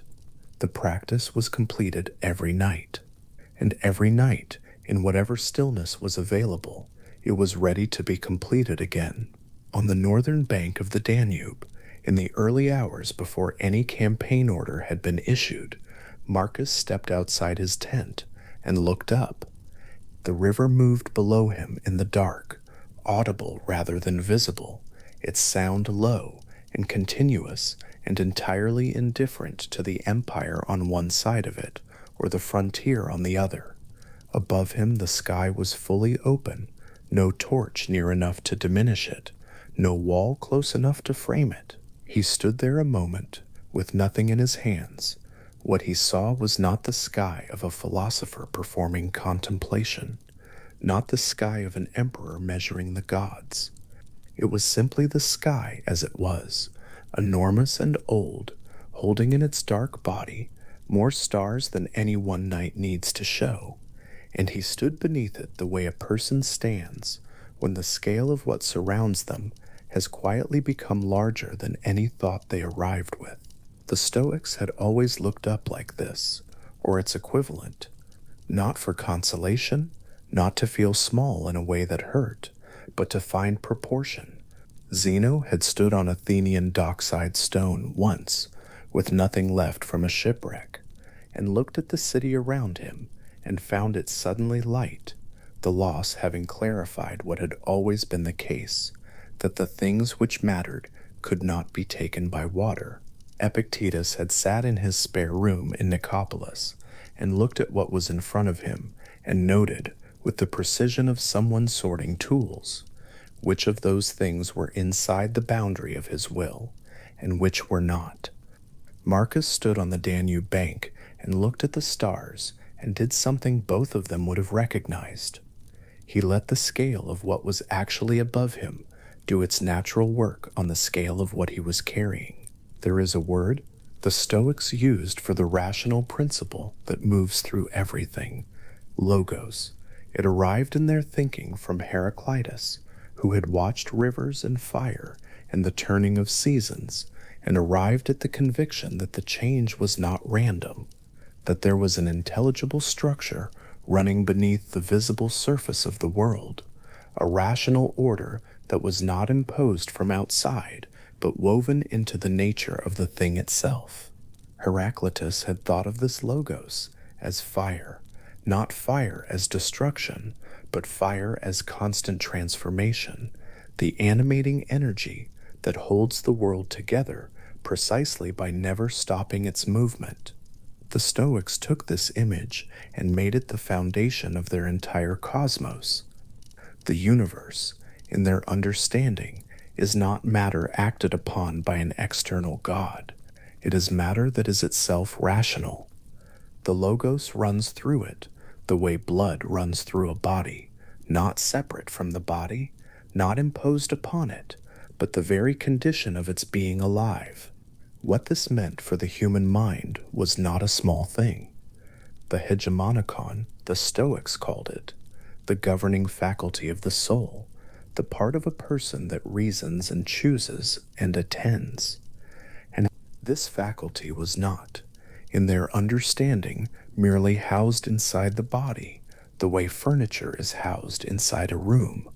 It was a fragment of the logos itself, a small expression of the same rational fire that moves the stars and turns the seasons and holds the entire structure of the universe in its intelligible order.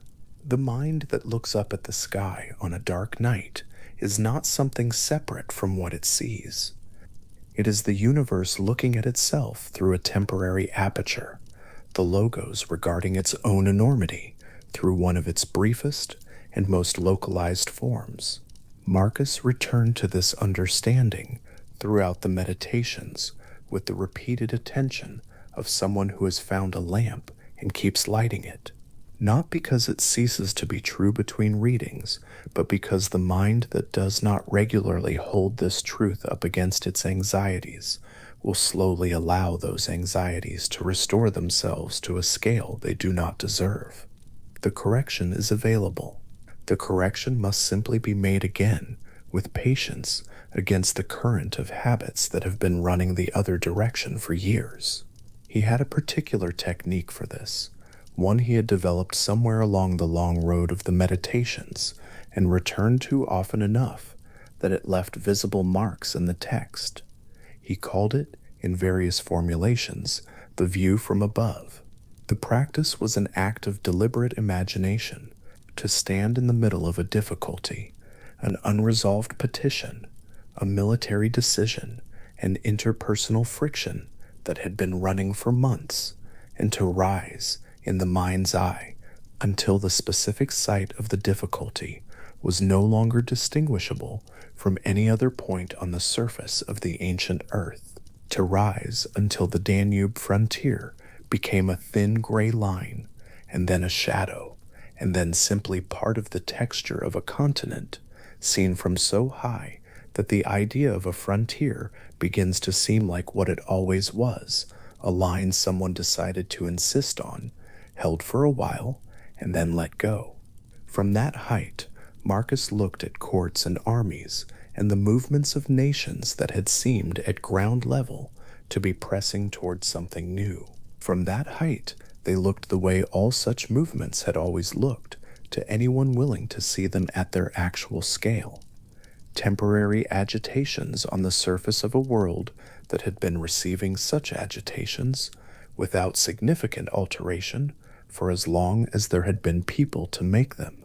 The Persians had made them, the Macedonians had made them, the Romans themselves had made them, and would make them for as long as the city held, and then someone else would make them over the same ground, and the ground would receive all of it with the same wordless patience it had always shown. He was not being cynical when he looked from this height. The view from above was not a dismissal, it was a calibration. What it returned to him was not the conclusion that nothing mattered. That would have been a collapse into nihilism, and the Stoics were committed to the opposite position. That virtue matters, absolutely, and is the only thing that does. But the narrower and more useful conclusion that the specific agitations of any given hour do not matter as much as the hour insists they do. The dispatch on the desk, the general whose loyalty is uncertain, the senator whose opinion has shifted in a way that requires attention. All of this is real. All of it requires the action of a rational mind, but none of it requires the additional freight of the belief that its resolution is the most consequential thing that has ever been at stake in the history of the world. Marcus named names when he did this work. He had a habit of listing, in the Meditations, specific figures from earlier centuries who had once occupied positions of great consequence, men whose decisions had altered the course of nations, whose names had been carried on the lips of every educated person of their time, and then noting simply what had happened to all of it.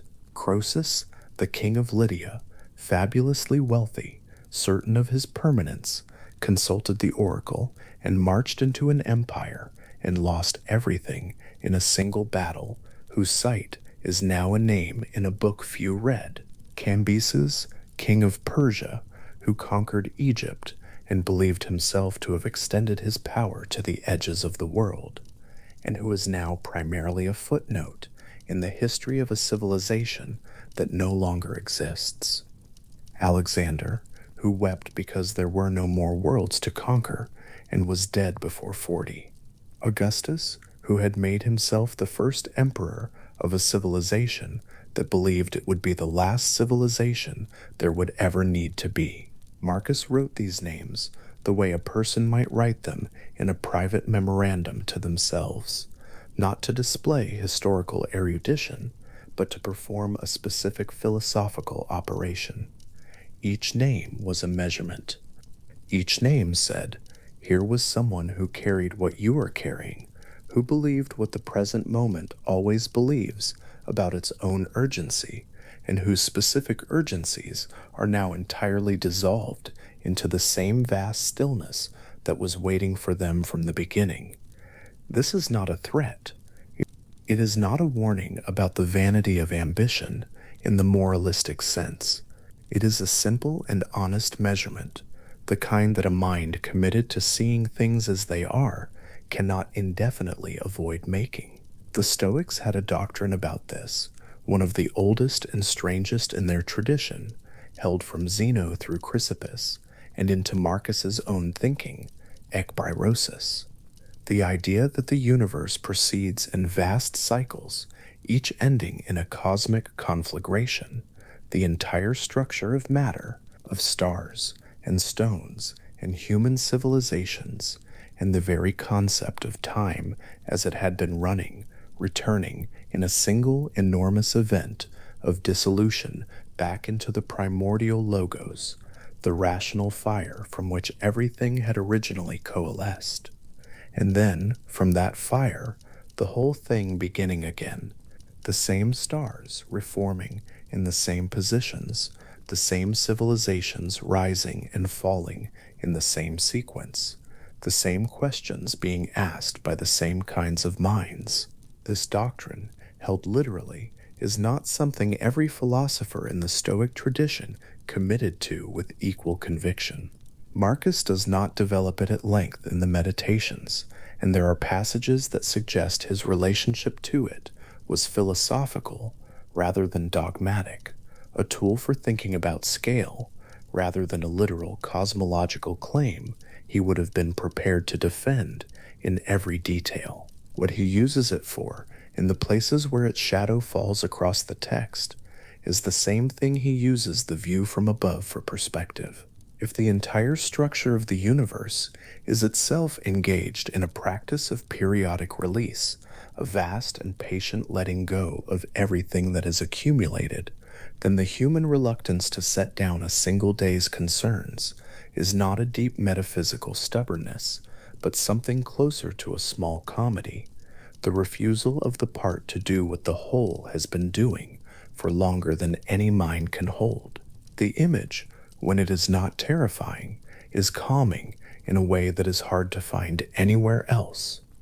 Not the terror of a conflagration, not the alarm of impermanence treated as loss, but the recognition of a universe that knows how to release what it has held, that has been practicing this art since before the formation of the oldest visible star, that does not require anything to last forever in order for the whole of it to be coherent and, in the Stoic sense, good. A person standing on the Danube bank in the early morning dark, the stars overhead in their ancient configuration, the river moving in the dark below, is standing inside this story.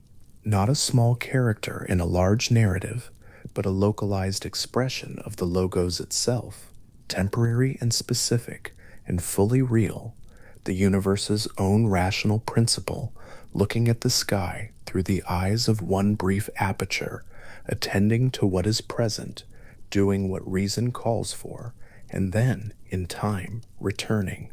The return is not the tragedy. The Stoics were clear about this. The return is not loss. It is participation in the only order that has ever existed, the only order that will ever exist, the same fire from beginning to end. Marcus understood the stars in this way when he looked at them, not as decorations above his difficulty, not as evidence of an indifferent cosmos that would proceed without him, as kin, as the same principle he was made from, doing its own work at a different scale and a different pace, the whole thing intelligible, the whole thing held together by a rationality that ran through him as surely as it ran through the orbits he was watching. There is a passage in the 6th book of the Meditations that sits close to all of this without quite announcing itself as cosmology. Marcus writes that a person who has correctly understood themselves as a brief coalescence of elements, water and fire and earth and breath, drawn together for a few decades and then dispersed back into the whole, that provided them cannot coherently place the weight on their personal dramas that anxiety requires, the self, correctly seen, is light, not unreal, not unimportant, but light held in the way the surface of water holds a reflection, present and particular, and not permanent. And this lightness, Marcus insists, is not something to be mourned. It is something to be picked up and used. the way a pilgrim discards unnecessary weight from a pack at the beginning of a long walk and finds that the walk itself is easier than expected. The anxiety that arrives in the dark and insists on its own importance is working with a set of measurements that have not been honestly checked. It is using the scale of the heated moment, the scale of the immediate concern seen from 2 inches away, the scale that any sufficiently urgent feeling will generate if it is allowed to set its own terms. What Marcus kept in the meditations and kept returning to night after night was the alternative measurement, the honest one, the one that requires looking at the actual size of the thing rather than the size the feeling assigns it. He had practiced this view from above in the middle of campaigns, in the middle of civic crises, in the middle of the ordinary administrative tedium that fills the life of anyone who governs anything. And what he consistently found was not that the problems dissolved under the larger view, but that their claim to be existentially catastrophic dissolved, and what remained was a set of genuine practical problems requiring genuine practical reason, freed from the additional weight of the conviction that everything depended on them. Freed from that weight, they were simply workable. The mind, correctly applied, was equal to them. And even where the mind was not equal, where the outcome was genuinely uncertain, where the loss was real, even there, the correct measurement showed that the loss was specific and real rather than absolute and final, and could be carried and would eventually be set down. Above the Danube, the stars continued in their old arrangements. Marcus had been watching them for weeks, one campaign season running into another, the same patterns appearing and disappearing through clouds and returning whenever the sky was clear. Orion crossing in the west, the Bear turning around the pole, the Pleiades low in winter. These patterns had been observed by people who had no concept of an empire that would one day occupy the ground he was standing on, and they would be observed by people who had no concept of him. The continuity was not personal. It was something larger than personal, the logos maintaining its structure, the rational principle that is the universe holding its shape while everything inside it rose and fell and rose again. What the Stoic view of the cosmos offers, held with philosophical honesty rather than metaphysical demand, is not certainty about the nature of the universe. Marcus himself acknowledged, in various passages of the Meditations, that the specific doctrines of Stoic physics, the akaporosis, the precise structure of the logos, the relationship between matter and the rational principle, were held with varying degrees of confidence by different thinkers in the tradition, and that the philosophical value of these doctrines lay not in their empirical verification, but in what they do to the mind that holds them with appropriate attention. A mind that genuinely entertains the thought of the cosmos as a single rational body, of the human governing faculty as a fragment of that body's intelligence, of the entire history of human civilization as a sequence of brief agitations on the surface of an ancient and patient earth. Such a mind finds its nighttime worries occupying a different portion of its total awareness than they did before the thought arrived. This is not a trick. The Stoics were careful thinkers, and the tradition from which Marcus wrote had spent 3 centuries developing and testing its philosophical claims before they reached his wax tablet. The cosmological frame was not a comfort administered to people who could not handle reality. It was reality in their understanding, or as close to reality as careful reasoning applied to the evidence available could come. The claim that the mind is a fragment of the logos is not a poetic consolation. It is a metaphysical position about the nature of the self and its relationship to the structure of the universe, held because the arguments for it seemed, after examination, to be more coherent than the alternatives. but for the person lying in the dark on any given night. The precise metaphysical status of the logos is less immediately important than what happens when the mind genuinely entertains its implications. And what happens consistently in the meditations and in the Stoic tradition before and after Marcus is a particular kind of release. Not the release of a person who has given up caring, not the release of a person who has decided that nothing matters and found that thought comfortable. The release of a person who has put their fear down on a surface large enough that it looks, for the first time, like its actual size. The view from above, practiced with genuine philosophical attention, does something specific to a fear about a specific outcome. It does not eliminate the desire for a good outcome. It does not manufacture indifference to real consequences. What it does is restore the fear to honest proportion, shows it as the worry of a temporary coalescence of elements about one of many possible configurations of circumstances, seen against a sky that has held all such configurations, all such temporary coalescences, all such fears, and hopes and resolves, and disappointments, without exception, without remainder, and without a single one of them permanently altering its fundamental character. The sky above the Danube was the same sky that had hung above Croesus in his final battle. It had been the same sky above Alexander when he wept for new worlds. It was the same sky that would hang above whatever civilization rose on this ground after Rome. This does not diminish any of them. They were real. Their losses were real. What the sky offers is not the cancellation of their reality, but the honest frame that contains it, the one that shows the reality for what it is, rather than for what the heated feeling insists it must be. Marcus had learned this from the tradition that Rusticus had placed in his hands, and from his own years of applying it, and from the discipline of returning to it every time the mind had drifted back into its automatic habits of exaggeration. The meditations are full of evidence of how many times he had to return. The repetitions are not failures. They are the record of a practice, the practice of someone who understood that the view from above is not a destination reached once and held forever, but a direction the mind can always choose to look, given the discipline and the willingness to look. On that Danube bank, the river continued below him. The stars did not require anything of him.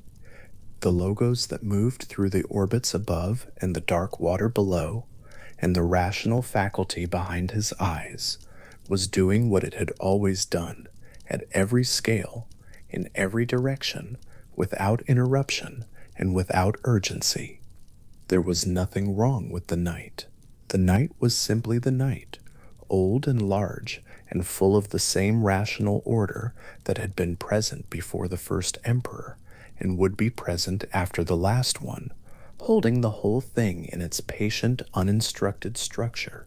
A person who has sat with this thought long enough, not devoured it, not analyzed it to pieces, but simply sat with it the way Marcus sat with the sky above the Danube, finds that the specific anxieties of the day have not been argued away, but have simply, and without drama, returned to their actual size. The unanswered thing, the unresolved thing, the uncertain outcome, each of these is real, each sits within a genuine life, being genuinely lived, and each, measured honestly against the scale of what is actually above and around and before and after any single life, occupies precisely the space it deserves, no smaller, and considerably less than it claimed when the day was loud and the mind was close to the surface, and the only available measurement was the feeling itself. The stars above the Danube are the same stars that hang above every dark room where someone is finding, for the first time in a long evening, that the thoughts are beginning to slow. They are not watching. They are not indifferent in the cold sense. They are continuous with the rational faculty, that is quieting, continuous with the old order that asked nothing of the night except that it continue, continuous with the logos that has been running through the structure of things since before the oldest name Marcus wrote in the Meditations, and that will still be running in whatever form the next cycle takes, when every name that is being carried tonight has long been set down.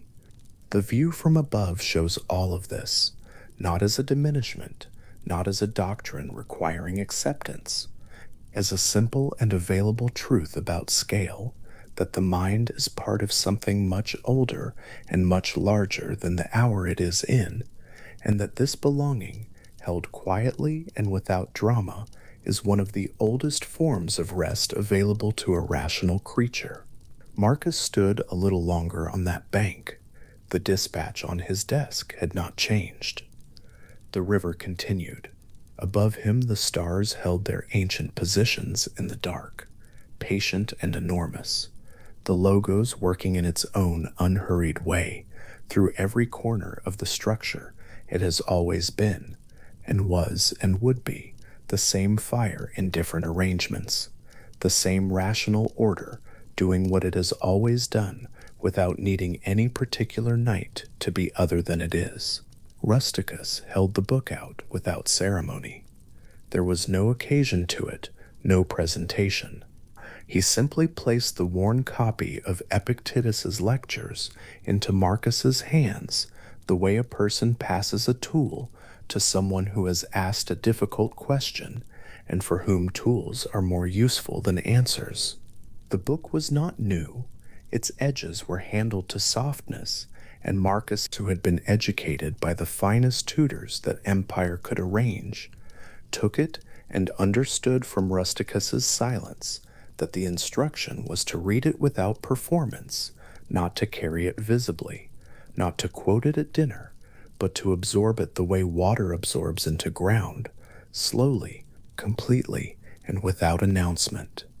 That exchange, one man, one worn text, one understood instruction, threads through everything that followed, not as an origin myth, not as the moment when philosophy began, but as one quiet instance in a chain of such moments, stretching back through time further than any of the people in that chain could see. Rusticus had received something from his own teachers, they from theirs. Each person in the sequence holding the same few true things, turning them in their hands until they were fully understood, and then passing them forward with the same quiet matter-of-factness with which Rusticus held that book out over the distance between two people who both knew what serious philosophy was for. The tradition that Marcus entered when he took that book was not young. It had been running, in one form or another, for 5 centuries before his birth. Its beginning, the conventional beginning, the one that can be set into a sentence, was a man standing on a dockside in Athens with nothing. Zeno of Citium had arrived in Athens around 300 BCE. He had been a merchant of Phoenician origin, trading in purple dye, and his cargo had been lost in a shipwreck somewhere in the Aegean. He made his way to Athens and found, as the story is recorded, a bookseller's stall near the agora where someone was reading aloud from Xenophon's account of Socrates. What Zeno heard stopped him in a way that the loss of his cargo had not. He asked the bookseller where he could find men like the ones described. The bookseller pointed to a passing figure, Crates the Cynic, and Zeno followed him. What happened on that dockside, the shipwreck, the bookseller, the pointing finger, is the kind of story that simplifies a life into a turning point. But there is something in the image that remains useful. A man who has lost the external things he was carrying discovers in a bookseller's stall in a strange city that the most important things cannot be lost, not because he had been told this, because the particular quality of stillness he heard in Xenophon's account of Socrates, a man facing death with his attention still entirely on questions of how to live well, demonstrated it. The philosophy arrived not as doctrine, but as example, a life held up to the light to see what it was made of. Zeno would spend the next decades in Athens, gathering students in the painted porch, the Stoa Poikile, from which the tradition took its name. What he taught there was built on the simplest possible claim that virtue alone is sufficient for happiness, not health, not wealth, not the goodwill of others, not political success. These things might be preferred in the way a traveler prefers a smooth road to a rough one, but they are not conditions of the good life. The good life requires only that the rational faculty be exercised with consistency, honesty, and courage. Everything else is, in the Stoic vocabulary, preferred indifferent, neither the source of genuine happiness, nor the genuine ground of genuine suffering. This was not a comfortable claim to make or to hear. Most people living among people had arranged their lives around the getting and keeping of precisely these things. The Stoic teaching asked them to look more carefully at what they were actually doing, not to abandon the world, but to hold it with different hands, lighter hands, the hands of someone who knows that what they are holding is not the thing itself, but a temporary arrangement of circumstances that were never fully theirs to begin with. Zeno built the foundation. What came after him extended and refined the structure through several generations of careful, serious thinkers, each one sitting with the same core claim and working out its implications with the patience of people who understood that philosophy was not for display, but for use. Chrysippus of Soli came to Athens from a town in what is now southern Turkey, arriving at the Stoic school roughly a generation after Zeno's death. He was said to be exceptionally prolific, credited in later accounts with over 700 texts, almost none of which survived intact. What survived came through quotation and summary, enough to understand the particular contribution he made to the tradition's understanding of the mind at night. What Chrysippus worked out in detail was a theory of the emotions as cognitive events, not as mysterious arrivals, not as visitations from outside the rational faculty, but as judgments, evaluations embedded in responses, the hidden logical structure of feeling. When a person is gripped by anxiety in the dark, they are not simply experiencing a bodily state. They are endorsing, somewhere beneath the level of deliberate thought, a particular claim that some external thing, an outcome, a reputation, a relationship, a fear still unresolved, matters enough to justify the grip. The anxiety is not separate from the claim. It is the claim, felt from the inside. Chrysippus called the disordered emotional states pathe, perturbations, disturbances of the rational faculty caused by false valuations of external things. The word is not a description of emotion as such. A person who feels joy at genuinely good things, who feels concern for what is genuinely worth concern, who feels the warmth of honest engagement with work or friendship, these are not pathe. They are what the Stoics called eupatheia, the good emotional states, endorsed by reason, proportionate to their objects. The distinction Chrysippus drew was not between feeling and non-feeling, it was between feeling that tracks truth and feeling that does not. The practical gift of this analysis, the thing that makes it useful in the dark, is the reorientation it performs on what anxiety is doing.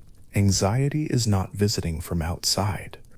It is reasoning, very fast, below the threshold of deliberate attention, and arriving at conclusions that are, on examination, not warranted.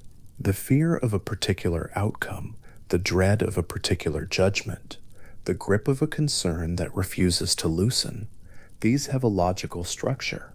They rest on the implicit claim that the thing feared is genuinely bad in the deep Stoic sense, the sense that would make it a threat to the only thing that can actually be threatened.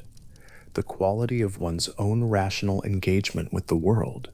When that claim is examined, slowly, carefully, in the way that Chrysippus examined his arguments, it tends not to hold. The feared outcome is real. The discomfort it may bring is real.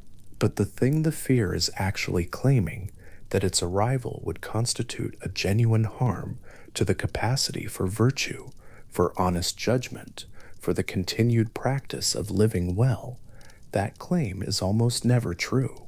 And when the claim is not true, the fear, which was always the claim felt from the inside, begins to loosen. This is not a technique to be applied quickly.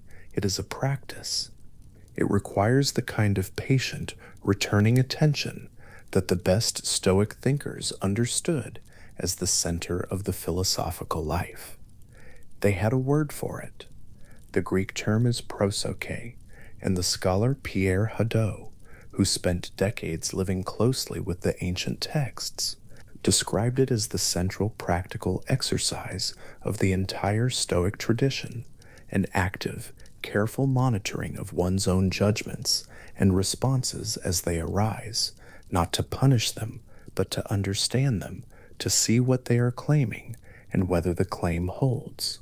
At night, this practice takes on a specific form.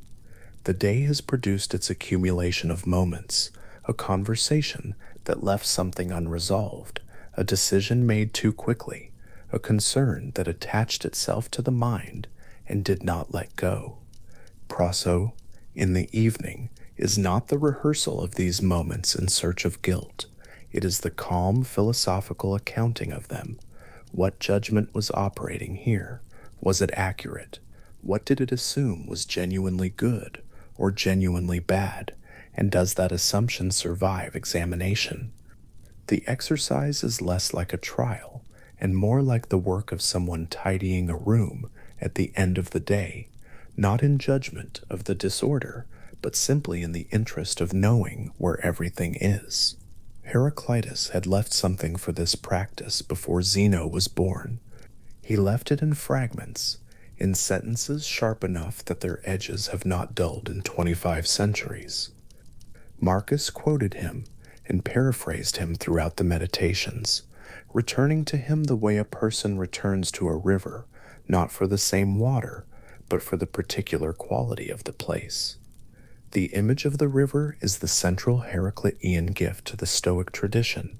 Into the same river you cannot step twice. The river is the same river. The water is different water. The thing you are afraid of is already moving. The concern that attached itself to the mind this afternoon was not stationary at the moment of attachment. It was already downstream of its own beginning, already partway through the process of becoming something else. By the time the evening comes, by the time the mind grows quiet enough to sit with what the day left behind, the feared thing has already changed its shape. The outcome not yet known will become known, or it will not become known yet. But either way, it is not now what it was when the fear first formed around it. Heraclitus was not a Stoic. He wrote in Ephesus, alone, in a prose so compressed that ancient readers called him the obscure. He may not have intended the gifts he left, but the Stoics received them, and Marcus most of all, because Marcus understood in a way that was both philosophical and personal that every individual life is also a river, same person, different water, the continuity real, but the moment always already releasing into the next moment. There is a particular quality to reading the Meditations that comes from knowing Marcus was reading Heraclitus while he wrote. The fragments enter the prose not as citations but as dissolved material, the way a mineral enters water and changes what the water does without making itself visible. The radical impermanence of the river becomes in Marcus's hands not a source of grief, but a tool for release. Whatever this is, it is already in the process of becoming something else, and the mind that clings to it is clinging to a water that has already moved on. Socrates is present in the Meditations with a different quality. He arrives not as a source of doctrine, but as a kind of witness, a figure whose life demonstrated, under the most extreme circumstances available, that the practice of nightly self-examination is not contingent on favorable conditions. In Plato's account, Socrates, on the last night of his life, sat with his friends and continued to examine his judgments by the same practice he had used every other night, not with the performed serenity of a man playing a role, with the actual equanimity of someone who had been examining his life for decades and had arrived at the place where the examination, honestly conducted, yielded more calm than anxiety. He had looked at what he had done with his life. He had looked at the judgments he had made, the choices, the things he had valued, and the things he had set aside, and he found, when he looked, that the life had been one of consistent philosophical engagement with what mattered most, not wealthy, not politically powerful, not safe, but attentive, honest, and fully his own. Marcus was not waiting for a death sentence, but he returned to Socrates throughout the meditations, the way a practitioner returns to an example, not for comfort, but for the particular quality of encouragement that only comes from a life that was tested and did not fall apart. If Socrates could examine his life with serenity while awaiting the morning that would end it, the practice is available to any person in any circumstance. The circumstance is not the condition of the practice. The practice is its own condition. The examination Socrates modeled, the turning of honest attention inward, without performance and without an audience, is the line that connects every figure in this tradition. It connects Zeno on his Athenian dockside, Chrysippus working out the logic of emotional disturbance in a school that had no imperial patronage, Heraclitus in Ephesus, leaving fragments for a tradition he could not have anticipated, Socrates in his cell, performing on the last night what he had performed on every other night, Epictetus in Nicopolis, teaching in a rented space to a small group of students on plain benches, and Marcus in the pre-dawn hours of a military camp on the Danube, the river just audible through the tent walls, writing in a notebook that he would never show anyone and that would survive him by 2 millennia. Epictetus deserves to be held in this company with a specific kind of attention because his circumstances make everything he taught feel not like philosophy from a position of safety, but philosophy from the ground. He had been born into slavery in Hierapolis, a city in what is now western Turkey. In Rome, he became the property of Epaphroditus, a freedman who had himself risen to serve in Nero's administration. The story that is told, that his master once twisted his leg, and that Epictetus warned him calmly that the bone would break, and that when it did, Epictetus remarked that he had said it would, may or may not be historically precise. What it preserves is something true about the philosophy. Epictetus understood from the inside, not as a thought experiment, that the body and its treatment could not be the ground of the self. He had no choice but to understand this, and the understanding, in him, was not a consolation, it was a discovery.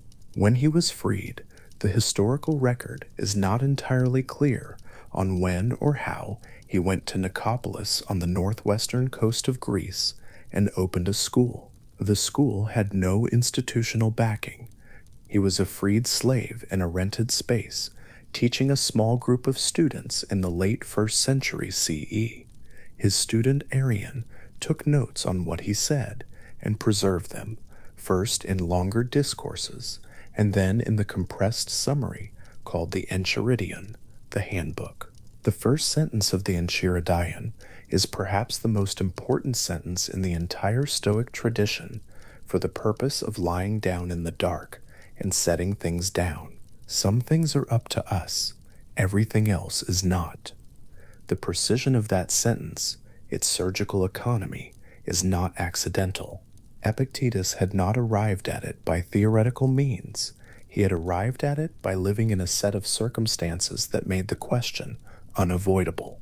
A slave cannot control what is done to him. He can control, if the philosophy is genuinely his and not merely recited, how he holds the doing. And the discovery that this latter control is the real and only control, and that it is, when fully understood, entirely sufficient, is the foundation on which the Enchiridion stands. The book is structured almost as a manual for extreme conditions. Its sentences are short, direct, and designed to be memorized and recalled without a text. This was not an accident of style. Epictetus understood that philosophy. To be useful must be portable, carried in the mind, available under pressure, operative when the pressure arrives, and there is no time to look things up. The philosophical tradition he was transmitting had always understood this. Zeno had built it for use. Chrysippus had refined it for use. Epictetus, who had the least leisure of any of them, had stripped it to the essentials with the precision of someone who cannot afford anything unnecessary. Marcus read Epictetus because Rusticus put the book in his hands with the instruction to read slowly and without performance. What he found in it was a mind that had verified the philosophy under conditions that made verification both necessary and honest. An emperor reading a freed slave's lectures on the sufficiency of inner freedom, the distance between them in external circumstance could not have been greater. The philosophical distance was nothing. When Marcus restated Epictetan formulations in the Meditations, not citing them, not crediting them in the margin, but turning them in his own words until they were fully his, he was doing something the tradition had always done. The philosophy was not a monument to be admired from a respectful distance. It was a tool to be used until the use had made it part of the hand. Zeno had used what Socrates demonstrated. Chrysippus had built on Zeno. Epictetus had compressed Chrysippus into sentences short enough to be carried under pressure. Marcus had absorbed Epictetus and written the absorption into a notebook that was never meant to be seen. Each step was not an improvement on the last. It was a re-verification. The same few true things, tested again in different circumstances, found to hold. The notebook survived. This is the fact that is hardest to sit with calmly, not because it is distressing, but because it is strange, in a way that opens up rather than closes down. Marcus wrote for no reader. The text bears no title, no dedication, no address to any person. The oldest manuscripts refer to it only as ta eis hio, to himself. Every sentence in it is Marcus addressing Marcus. In the pre-dawn hours of a life spent doing the most demanding thing human civilization could arrange, and trying, continuously, to do it from the inside out, rather than from the outside in. That the text survived is not a philosophical argument. It is simply a fact about how time works. Things persist or they do not, and the reasons for their persistence are not always reasons of merit or intention. But the text does survive, and what it shows, across 12 books of self-address written over years in the dark, is not a man who achieved equanimity once and maintained it without effort. It shows a man who returned to the same truths the way a river returns to its course after a stone is placed in it, not because the course was never disturbed, but because the current is stronger than any single disturbance, and the direction is set by something deeper than the surface. The repetitions in the Meditations are not failures. They are the record of practice. When Marcus writes the same thing in Book 8 that he wrote in Book 4, not better, not differently, just again with the same care, he is not demonstrating that the earlier writing failed to hold. He is demonstrating that wisdom is not a possession acquired once and stored. It is a relationship maintained, a current kept moving, a fire that requires tending, not because it is weak, but because tending is what fire requires. This is what the tradition from Zeno to Chrysippus to Epictetus to Marcus understood and transmitted with different words, but identical substance. The philosophical life is not a problem solved and set aside. It is a practice returned to each morning and each evening, each time the mind grows quiet enough to look clearly at what it has been doing. The evening review, the nightly prosody, the gentle accounting of the day's judgments and their accuracy, these are not extraordinary procedures reserved for philosophers with the luxury of time. They are simply what a mind does when it has understood that clarity is not self-maintaining and that the effort of maintaining it is the least costly effort available to a person who wants to live with any depth of ease. The chain holds. Zeno's claim that virtue is sufficient, Chrysippus's analysis of anxiety as a false judgment held too tightly, Heraclitus's river, the thing already moving downstream before the fear has finished forming, Socrates in his cell performing the same examination he performed every other night, undisturbed, Epictetus in Nicopolis teaching in a rented space, the entire edifice of Stoic peace being transmitted in sentences short enough to be carried without a book. Marcus on the Danube, writing in the dark, the camp still, the river just audible. The tradition does not converge toward a solution. It does not claim to be working toward a final answer to the question of how to live. What it carries is not a destination, but a practice, the returning, the examining, the honest setting down of what has been examined and found not to require holding, not once, not permanently. Each time the practice is called for, which is each time the day has deposited its accumulation and the night has grown quiet enough to look at it, there is something in the quality of this practice that the modern word for it, reflection, or self-examination, or philosophical journaling, does not quite capture.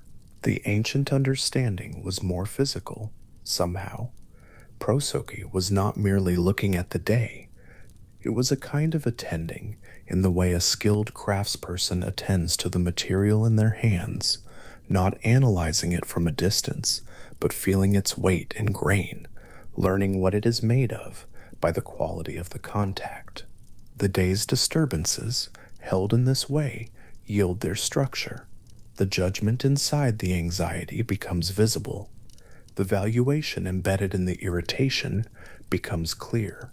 And clear things, when they are also false, do not maintain their grip the way unclear things do. Marcus knew this from decades of practice, and the meditations show the texture of that knowledge in the way they do not argue for it so much as demonstrate it. The book is not trying to convince anyone. There is no one to convince. It is simply the record of a mind doing its work in the only hours when the work could be done without interruption, the hours before the petitions began, before the dispatches arrived, before the requirements of governing the ancient world reasserted their claim on the rational faculty that Marcus had, from the first understood to be not his to use for spectacle, but his to keep clear for actual use. Equanimity was not the goal Marcus was working toward in those pre-dawn hours. It was the condition the work produced as a byproduct, the way a room grows warm from the patient work of a fire that was lit for light. He did not achieve equanimity once and hold it as an achievement.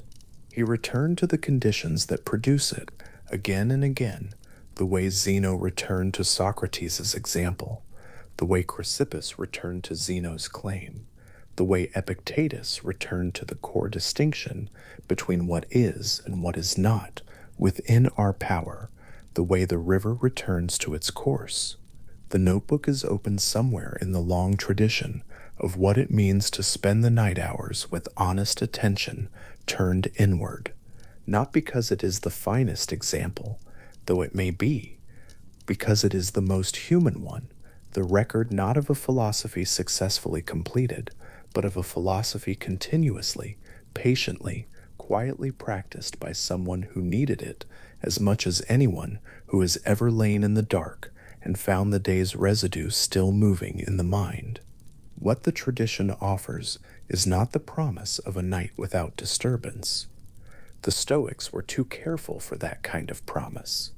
What it offers is a practice so well worn by use, Zeno's use, Chrysippus's use, Epictetus's use, Marcus's use, that it has the quality of a path made smooth by 5 centuries of careful walking, not a path that leads somewhere else, a path that, walked with genuine attention, is itself the destination. The fears that arrive in the dark are not evidence of failure. They are evidence that the rational faculty is doing what it does, evaluating, comparing, anticipating. The practice is not to silence this activity. It is to attend to it with sufficient honesty that the false claims embedded in the anxiety become visible, and visibility, for false claims, is already the beginning of their loosening. This is not a technique for the philosophically trained. It is a natural operation of a mind that has agreed to look at what it is doing without the performance of confidence or the performance of despair. The river Heraclitus described does not require anything of the person standing at its bank. It flows whether attended to or not.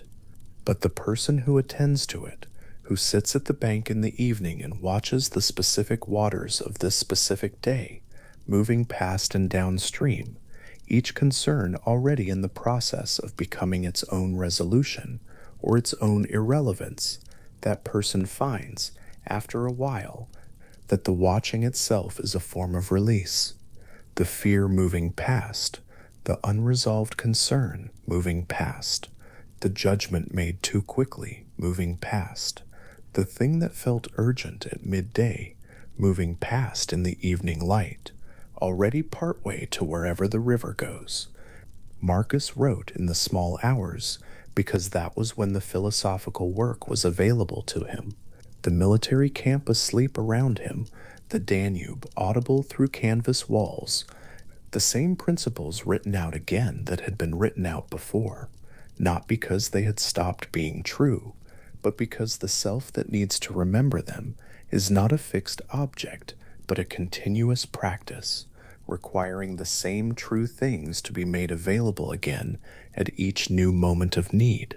This is the final form of what the tradition passes forward, not a doctrine to be mastered, not an achievement to be displayed, a practice of returning again and again to the simple, honest work of looking at the day's accumulation and seeing it for what it is, temporary, largely outside the boundaries of what reason controls, and therefore, when correctly measured, not the terrain where the deepest life is actually being lived. The deepest life is being lived in the quality of the attention brought to the examining.